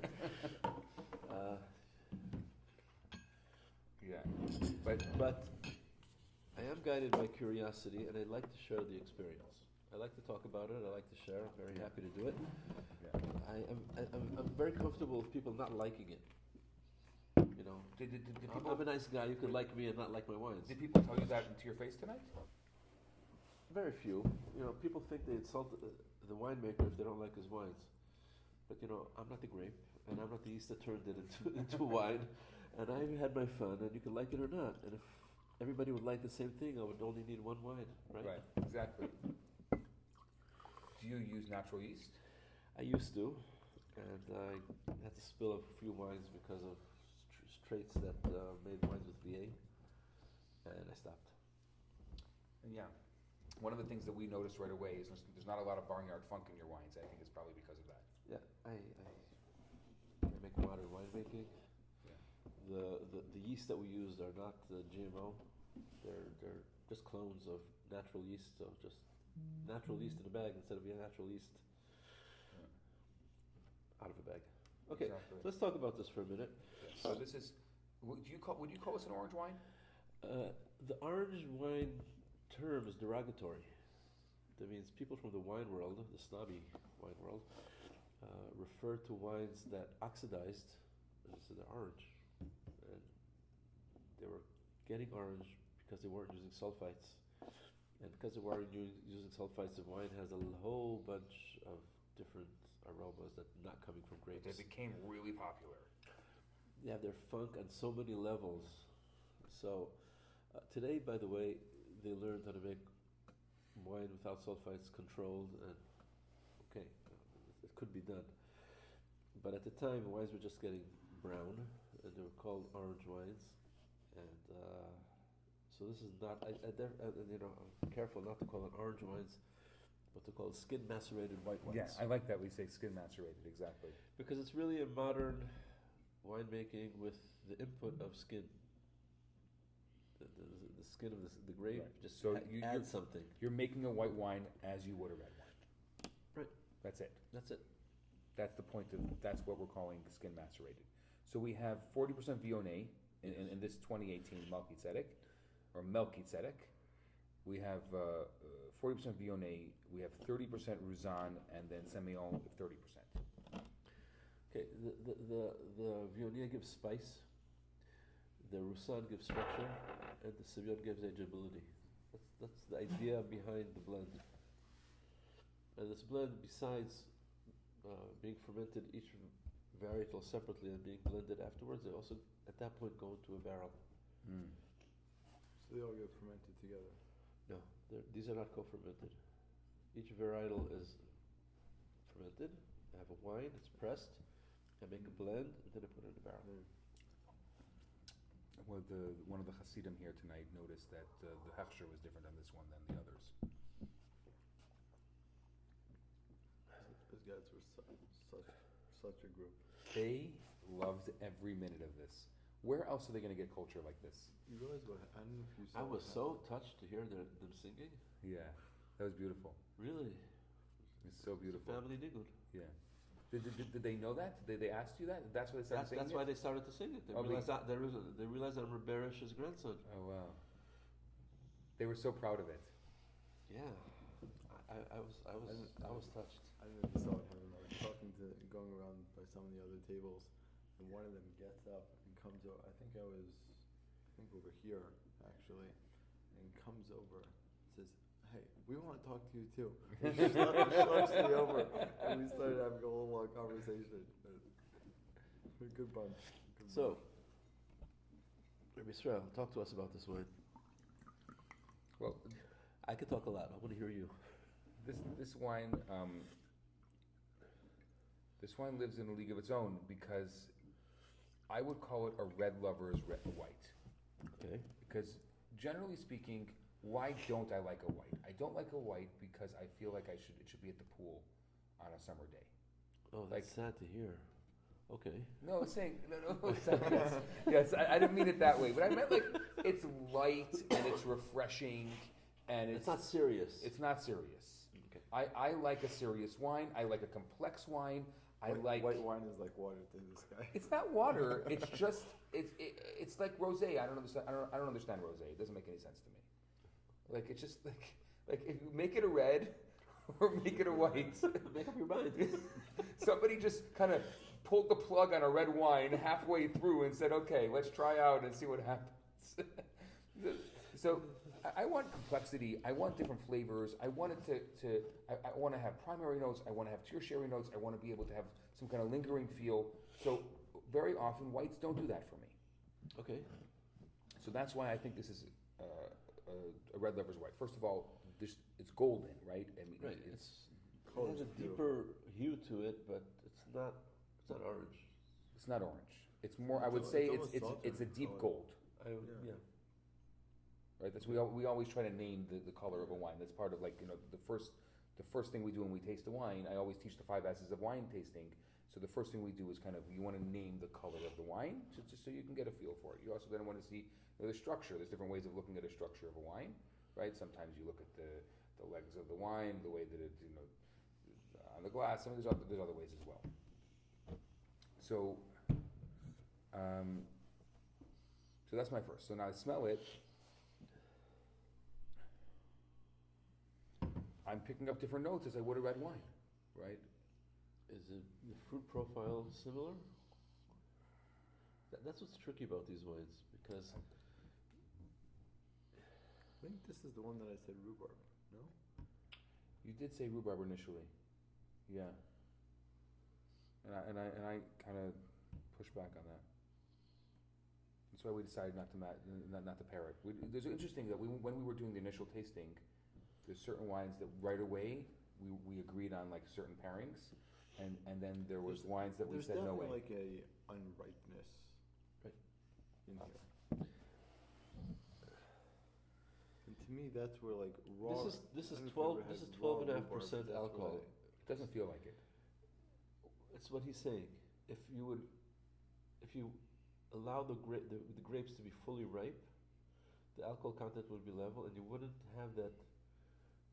I wouldn't say green, because at this point it's not green, but that tartness about it. Right. Yeah, it's tart. But on the other hand, that's what keeps the wine alive. Right. No, for sure. Would you? Well, first of all, it's an 18, so I just answered my own question. I said, would you age this? But Yes, absolutely. and it's not at the end of his days. It could go on. It's not even. I would say not even close. 2014. He's pretty young even. Yeah. 2014 was doing great. When did you release this? I released this around a year ago. You're talking about a 2018 wine that you've been sitting on for 5 years? Yeah. Yeah. So how long was this in it's oaked, right? I mean, it's 1 year in oak. Yeah, because I can taste the oak, French oak. French oak. Yeah.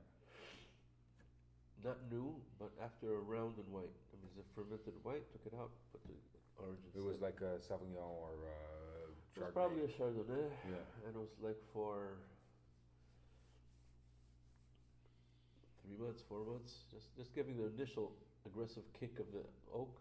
It was not into here, but it's there. It's like it's a half new use.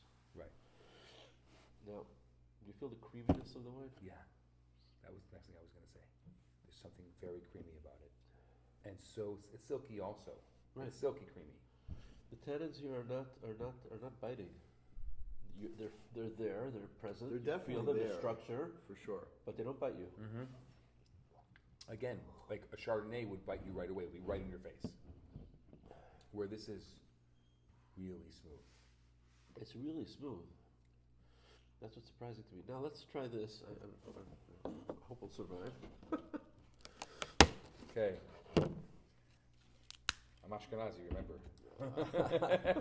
Yeah. It's like it's like having murder at Leila I don't know. I hang out with Moroccans here in Montreal, and they're like, "What?" And I'm like turning red, and my face is turning purple, and they're like, "What? This is like a regular Monday." They're usually alcohol and heat clash. Yeah. They're unbearable Yeah. together. It just intensifies the heat. I would not have thought of putting this level of heat on your cracker. You see that? This is not Murr. It's not Pesach yet. Not that bad. Oh yeah. Not bad. Okay. Okay. It's Murr. Halayla Zeh.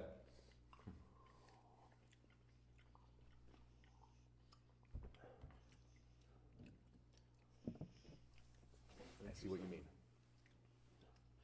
Now, we So- talk. It mellows it out a little bit.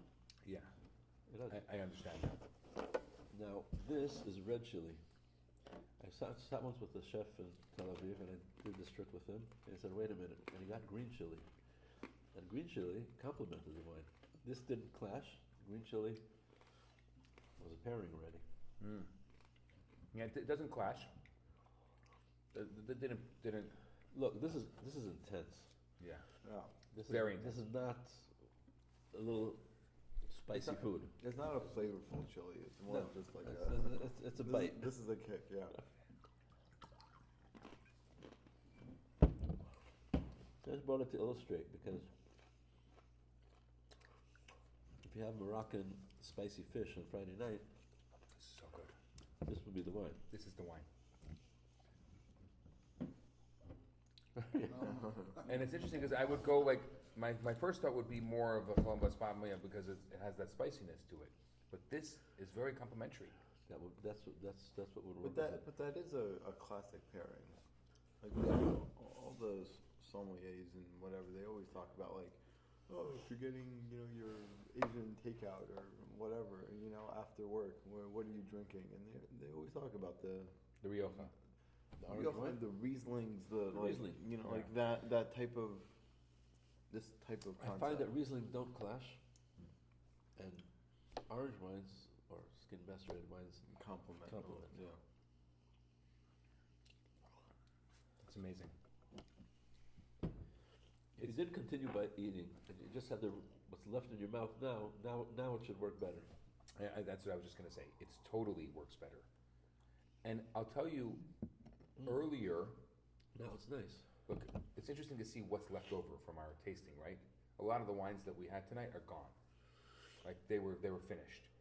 And this one happens to be left over because I think it wasn't paired with anything and people didn't understand it. I have an interesting perspective about that because I started to make skin macerated wines way before it became a trend. I started to make it in 2007, introduced it, made a commercial by 2010. It became a trend in the last, let's say, 7 years. And I was giving these wines to people that had no reference how to refer to them. And I found something interesting. People that knew nothing about wine, and they were at the stage of I like it or I don't like it, a lot of them liked it. People that had a background of wine, it's as if their brain didn't have a shelf where to categorize it. It's not white, it's not red, it's not rosé. It's just and they couldn't deal with it. Yeah. Conceptually, they couldn't deal with it. Today they could because today everybody tasted orange wines and it's part of the wine culture already. No, but even I consider myself quite proficient when it comes to wine, and I didn't know what to do with it before. And now, having this and kind of sitting with it a little longer, I see its value. And we had it, we tasted it before. Like I've tasted this a few times now, and this is the first time I see that there's something more here. How long is this macerated with the skin score? 2014, 15, 16, 17, I would make long macerations of around 2 months. And then I realized that the maceration itself has a common denominator. That means if you take a Chardonnay and you macerate it 2 months, and take a Chenin Blanc and macerate it 2 months, you're tasting the maceration. There's something in the process that comes out that's stronger than the differentiation between Chardonnay and Chenin Blanc. And because I wanted to express the Alpha Omega, the series is called Alpha Omega, saying it's the whole grape from A to Z. It's all the alphabet. I felt that long macerations and the impact of the long macerations is masking the full story of each grape. Because I wanted to share the experience that you're familiar with Chardonnay, but you're really tasting the rosé of Chardonnay, right? And if you're tasting Chenin Blanc, you're tasting the rosé of Chenin Blanc, because you're, Right. like you said before, you want to make Chardonnay, you want to make red wine, make red wine. So it's really Chardonnay. What we taste is half a story. It's a story of the juice. It's not the story of the full grape. So I started to make Alpha Omega, the whole grape, and then I realized that the Camptonator is masking the story of the varietal. So I cut the macerations shorter to be around 2-3 weeks. And then you have the story of the grape itself, the full story of the grape. And it's fascinating to taste Chenin Blanc, Chardonnay, varietal grapes that I make. They're not oaked, they're macerated,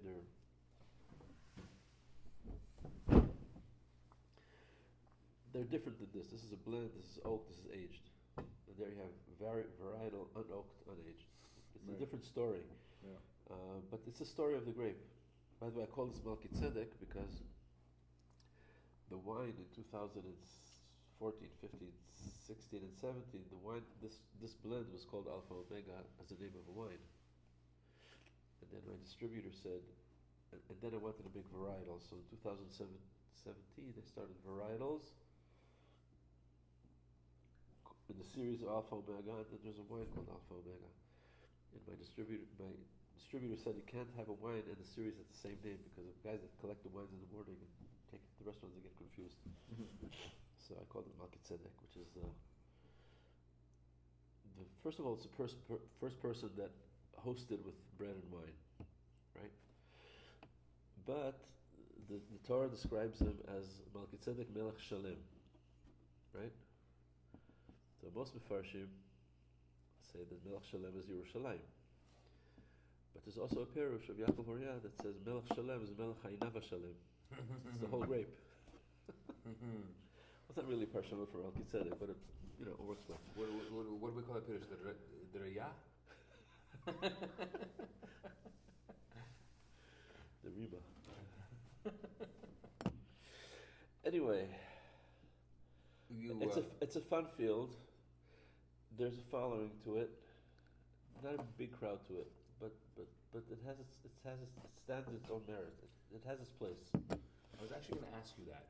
Do you think that since you started, that there's a larger market now, like the kosher consumer is actually more interested in your wines than, like, look at tonight. Like, people were actually, I mean, was this unique for you tonight that people were so interested and so fascinated by the wines?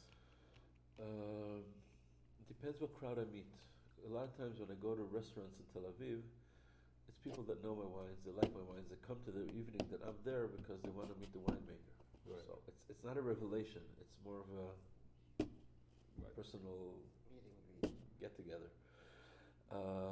But I actually love evenings like this. I love it because when I make wines, I make them out of curiosity, whether it's Ormeophel or it's an orange wine or it's a study of historical solution for Burgundy, whatever it is.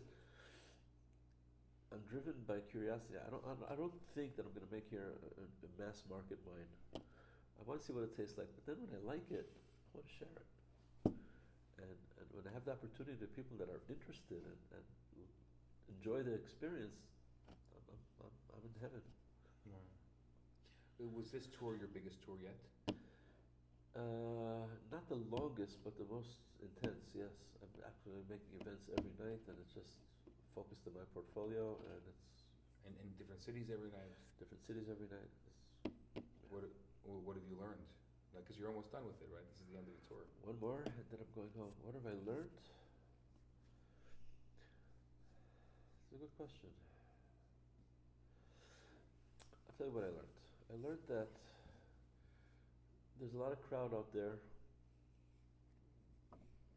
that enjoys complexity, enjoys something different, enjoys a good story behind the wine, and they don't necessarily need those big cabs that we're talking about. But if you're not going to be there to mediate that to them and offer it to them in a way that they can meet it, it's not going to happen. I've always thought that, and I remember when we first talked about this 3 years ago, I was saying like people need to meet you, people need to understand. This is wine that needs to be understood.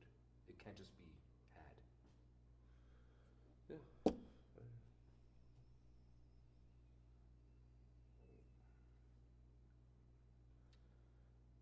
And to add to that, I don't think it's such a personal creation, and I don't think anybody could replace me in sharing what's behind it. Yeah. And I can't be everywhere, and I can't be every place. But if I want to share what I'm doing, I have to do it myself. Yeah, definitely. Could you imagine having an evening of Yaacov Oryah's wine without Yaacov tonight? Like, let's say we just decided to do that. Anybody? I feel like it would just be lacking. Yeah. Thank you. Here, drink something. So what's your?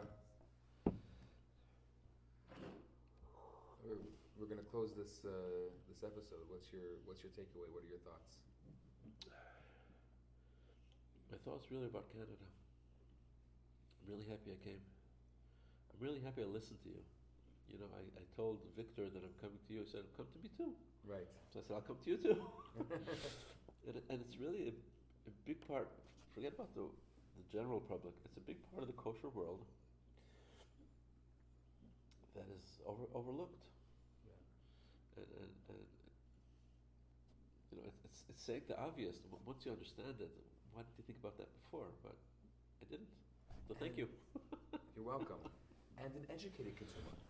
Yes, that's what I mean. Yeah. It's the crowd.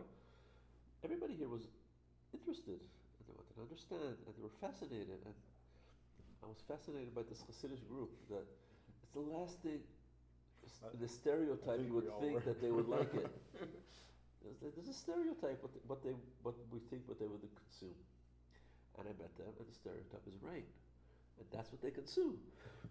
But they were open, and they were fascinated, and they enjoyed it, and they come to me and said, you know, I didn't like the Carino Grano, but then I had it together with that the paste that you made. I said, then I like the wine. Was it called Nujah? Ndua. Nindua. Indua. And then I tasted the wine. Then I understood the wine. And to hear that from them, you know, who would think? You have to hear this. Nindua was the conversation of the night. So somebody who was secular comes over to me and says, That's what he told me. and says to me, Rabbi, there's a problem here. Are you sure this event is kosher? Well, it started first when you got questions about dairy. Yeah, exactly. So at the beginning of the night, I was getting questions about like how are we going to have meat tonight because of the yogurts that was served. No, it's soy. It was tofu. It was Tofu. No, Yeah. you made me eat tofu. So that's how it started. Okay, fine. So this guy comes up to me, but he's like very concerned. He's like, Rabbi, are you sure? Are you 100% sure this event is kosher? And I said, I'm 100% sure this event is kosher. I checked everything that came in here. I know everything's kosher. He's like, I'm not here to confess. I'm like, you don't have to confess, but I eat pork. This is pork. So he was standing here, and one of the Hasidim was standing next to me because he was talking to me when the guy came over to me in a frenzy. So he like looks at it. He said, anyway. So later I go over to the table, and he obviously went and told the story to all his friends over there. Now they can taste pork. And he's like, went to Chabad. Finally, now there's kosher pork. And they eat pork. The guy said, it's for sure pork. No, it's amazing how things grow and they become like a whole other story all in its own. So they like, I think that, so I said, so what do you think? How was the pork? We're having this conversation, and I'm trying to keep a straight face, but they're all serious. Like, this guy was serious, and they were serious.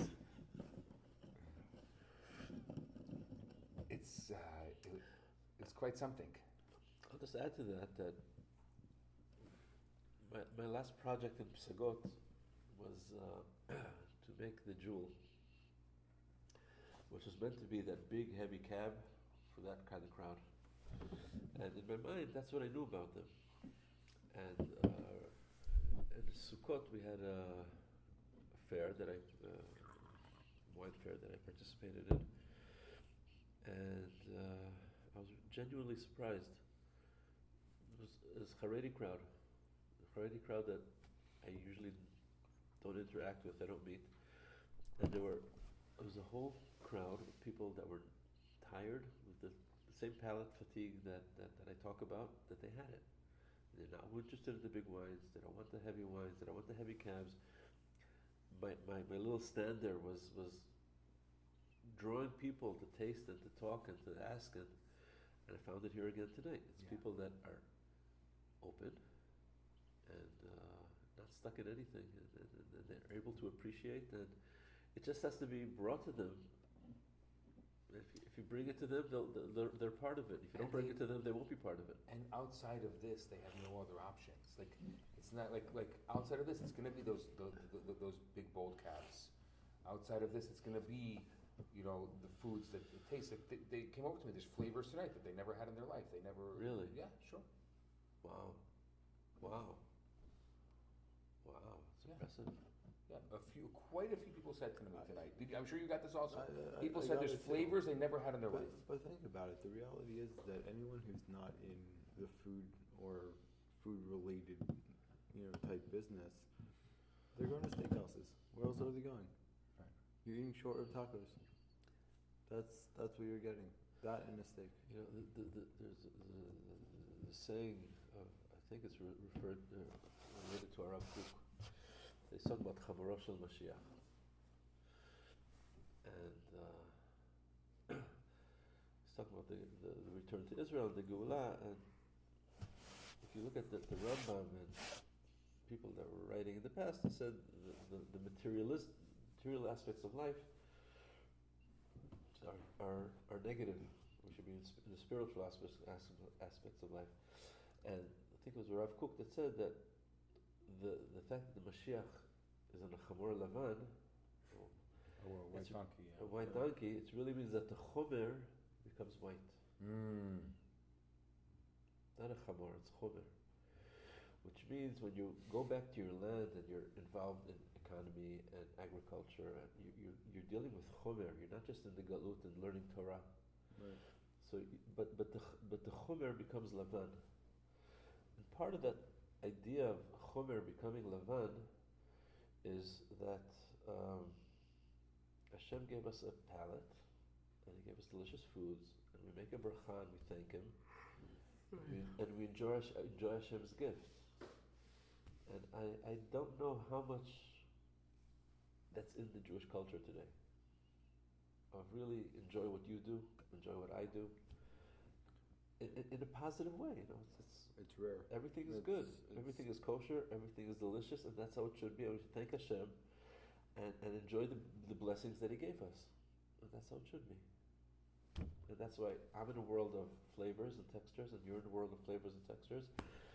And Baruch Hashem, we're able to share it with people that don't know that. Right. So thank you. I'm in awe to be able to witness it. It was an incredible witnessing tonight. It was a big night. It was a big night. To be able to see it just. I mean, on a personal note, I mean, as you know, I'm just starting my whole wine journey. I'm pretty aggressive about it. But, I took him to KFWE and KWD as my guest. Good. So he got the and I've Tasted. I've never been a reader. Like I never read my entire life. I hated reading. I cannot get out of a wine book now. Like my wife comes home from work, and I'm just sitting on the couch reading a wine book for hours, and then I go on to ChatGPT and I give it the chapters of the book, and I say make me a 100 or 150 question test based off of those, and I take a test every day while I'm in the gym. Wow. He's Right. great. Impressive. Well, because it makes sense that this is the next doing stage of your set food. 3 after Pesach. God willing. That you'll appreciate this. We got to KFWE, and he's like, "What should I do?" And I took him to the French table, and I said, "Go every single bottle, one by one. Just spend the next hour and a half here, and just go one by one every single bottle." So he had all of those like Saint-Emilions and the Burgundies and the Chateau Margaux. The Burgundies was the first stop. Yeah. Those were good stuff right there. And just like Good if stuff. you want to understand the gamut of wine, that's where you start. And the next step should be the same wines after 12 years. Exactly. They're all very young. They're almost undrinkable at that stage. It's almost sad that they open up these really expensive bottles. I mean, for me, there's no other time I'm going to have to taste those bottles because who's going to open them up? Yeah, but you are able to understand their future. Well, Right. Because I've had them. I'm sitting there. I'm like, I've You had them all along, so you're able to. Right. I mean, this is already so many years that I've been doing Conclude, it. Yeah. There were definitely bottles that I had that in my head I knew were the bottles. You know, like they were the ones that I should be drinking, but they were just so rough to drink. Yeah, Oh, yes. because they're They're impossible. so young. Those bottles need 10 years easily to At even least start. 15, yeah. Yeah, to just get Right. started. Some of those Burgundies. Oh. Now I didn't know you're such a Burgundy fan. I would have brought you. I have some old Burgundies. I'd love to open. Okay, maybe when we come to Israel, I'll open some Burgundies with you. I'll bring some with me. You leave tomorrow. Yeah. I leave tomorrow to Toronto. And You gotta get a Montreal bagel at least. What is Montreal bagel? You gotta get a Montreal bagel. We got to get Montreal. It's amazing. You gotta go to Montreal is a Cotino's big Bagel. food scene. Really? Besides, yeah, the food and wine culture here is very big. It's French, Okay. but it happens to be that a lot of the things that Montreal is known for are Jewish foods: smoked meat, Okay. bagels. Okay. Like these are like the Those are not French. even They're- outside They're of the and Lower poutine. East Side. yeah, exactly. Yeah. Outside of the Jewish world, like people come to Montreal for Montreal food. There was a steakhouse here for many years called Moishes. It wasn't kosher, but it was like the steakhouse. Yeah, it's interesting that how Montreal food became like Jewish food somehow. I guess all these Moshe's was Jewish. yeah, Jewish. It was Jewish food. So what happened was the Jews came here at the turn of the century, and they created a lot of the Montreal food scene. Okay. So what is a Montreal bagel? Cooking with bagel. That's the spot. We have to get him somehow. Huh? He's staying near the airport. We have to get him a bagel. We're hitting almost 2 hours on this podcast, which I've never done before. So if somebody actually is sitting here still listening to us, first of all, I'm sorry for you. Please send us a postcard because if you've made it to this point. But I think if they made it to this point, let's give them a little gift. Share a little secret, some little gift. Gift. It's not a gift, it's a tip. Yeah. Always drink 2 wines. Never one. Because if you want to understand wine, to understand what you're drinking, you have to have a reference. Unless you're many years doing that and you somehow build a database in your brain, you need a reference. And if you want to learn to appreciate wine, no matter what you open to, even if you like big cabs, open 2 big cabs. You'll understand one is leaner, one is more acidic, one is more dark fruit, one is more red fruit. Once you have something to compare it to, you'll understand both of them better. And it's really helped me a lot. If you really want to understand wines and you're at home and, just on a regular basis, when you open one, open 2. I think it's a great message. Yaacov, thank you for coming to Montreal. My honor and pleasure. Thank you for hosting me, and inviting me. Yeah, so thank you for what you did. You did amazing, really, honestly, my heart. You did something absolutely incredible tonight. In my entire life of food and wine, this was. I was looking forward to it. I was waiting for it. It far exceeded every single. You almost maybe missed it. I was not going to miss it. I didn't care what it meant. I was stuck in New York in the, That's right. in the snowstorm, Yeah. and I had a lot of this because he had sent The ingredients. I had a lot of ingredients with All me, of the meat, everything you had with him. and I said I don't care if I'm going to have to drive, and I drove it because there's the only flights are starting tomorrow. There was no flights, and he needed it To cook. as soon as possible because he had to cook. So I drove straight. I didn't even stop. Didn't stop once, besides for the border. Drove? I drove from New York Wow. yesterday. How with many all- hours is that? Because of the snowstorm, it was a lot more than, Wow. than usual. Yes. No, but you made It's Mesirat great Nefesh. time. huh? You made great time. I made great timing because, whatever. Mesirat Because I Nefesh. wanted to get the food here fast. We'll talk about that when we're not Offline. recording, Yeah. But yes, the only stop I made was the border. Wow. My father actually told me you were talking to him right before the wedding. Yeah. I had all this stuff with him. He had sent somebody to collect all these different things that we needed, like a lot of the meats and things that we had tonight. The lamb, all that came from New York. That blew my mind. It Yeah. was such a great pairing. Like, really. I love the smoked mushroom. I thought that was a really fun, like a really nice earthiness. It was, You look at the detail. I look at the overall. yeah. But just to think of how many components were in each dish. That's what makes the overall. Yeah. But it's no different than in making a blend, right? No, it's not. It's the exact It's the exact same same thing. It's everything has its role, and some things you want dominant, some things you want other, in a And small you know, level. most people are just gonna taste it and say, okay, it's either It's good good. or bad. That's Exactly. right. Like, well, but that's Yeah. but those who know know. I was in New York yesterday, and Montrealers were like, what?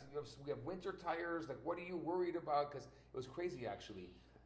Somebody had made all these phone calls and found me a car that had to go back to Canada, so it had winter cool. tires on it. Ah. I wanted to drive a car with winter tires, and so I'm driving through these streets of Brooklyn to try to pick up the stuff for him, and every single street had branches in the ground because the snow was so heavy. It was like this heavy snow that it just snapped the branches off. So you couldn't get through any of the streets. Wow.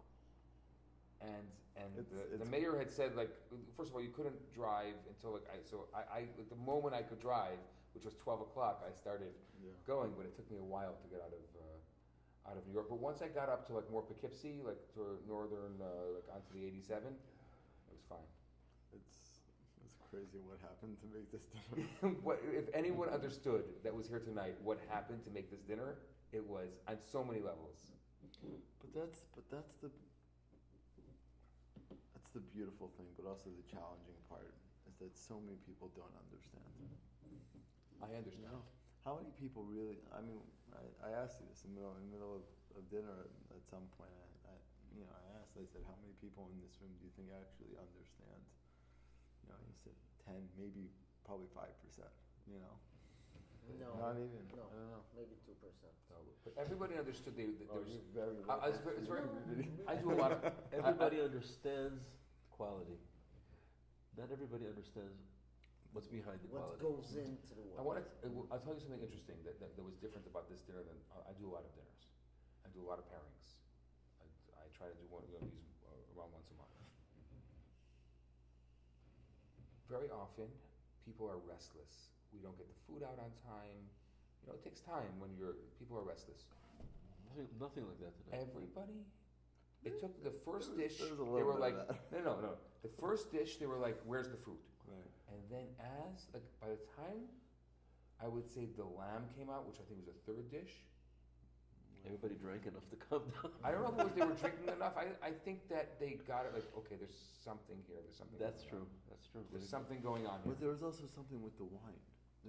This wine is not meant to be gulped down. It's not. You savor it, you sip it, you enjoy it. Yeah, it's meant for exactly what we did. I think this is an ideal state that For the would- wines, I'm sure they need good food and paired food. Yeah. Not everyone is that way. I mean, going back to those bold cabs, you can have a bold cab and you don't need to have anything with it because actually it'll destroy anything You that's can bad. have white fish next to it. Exactly. Or whatever it is, you can have You filter have- fish next to it. You can have rotten fish next to it. You would. This has been an incredible night. Rabbi, Thank you so much. you've hosted enough wine. I think this one over here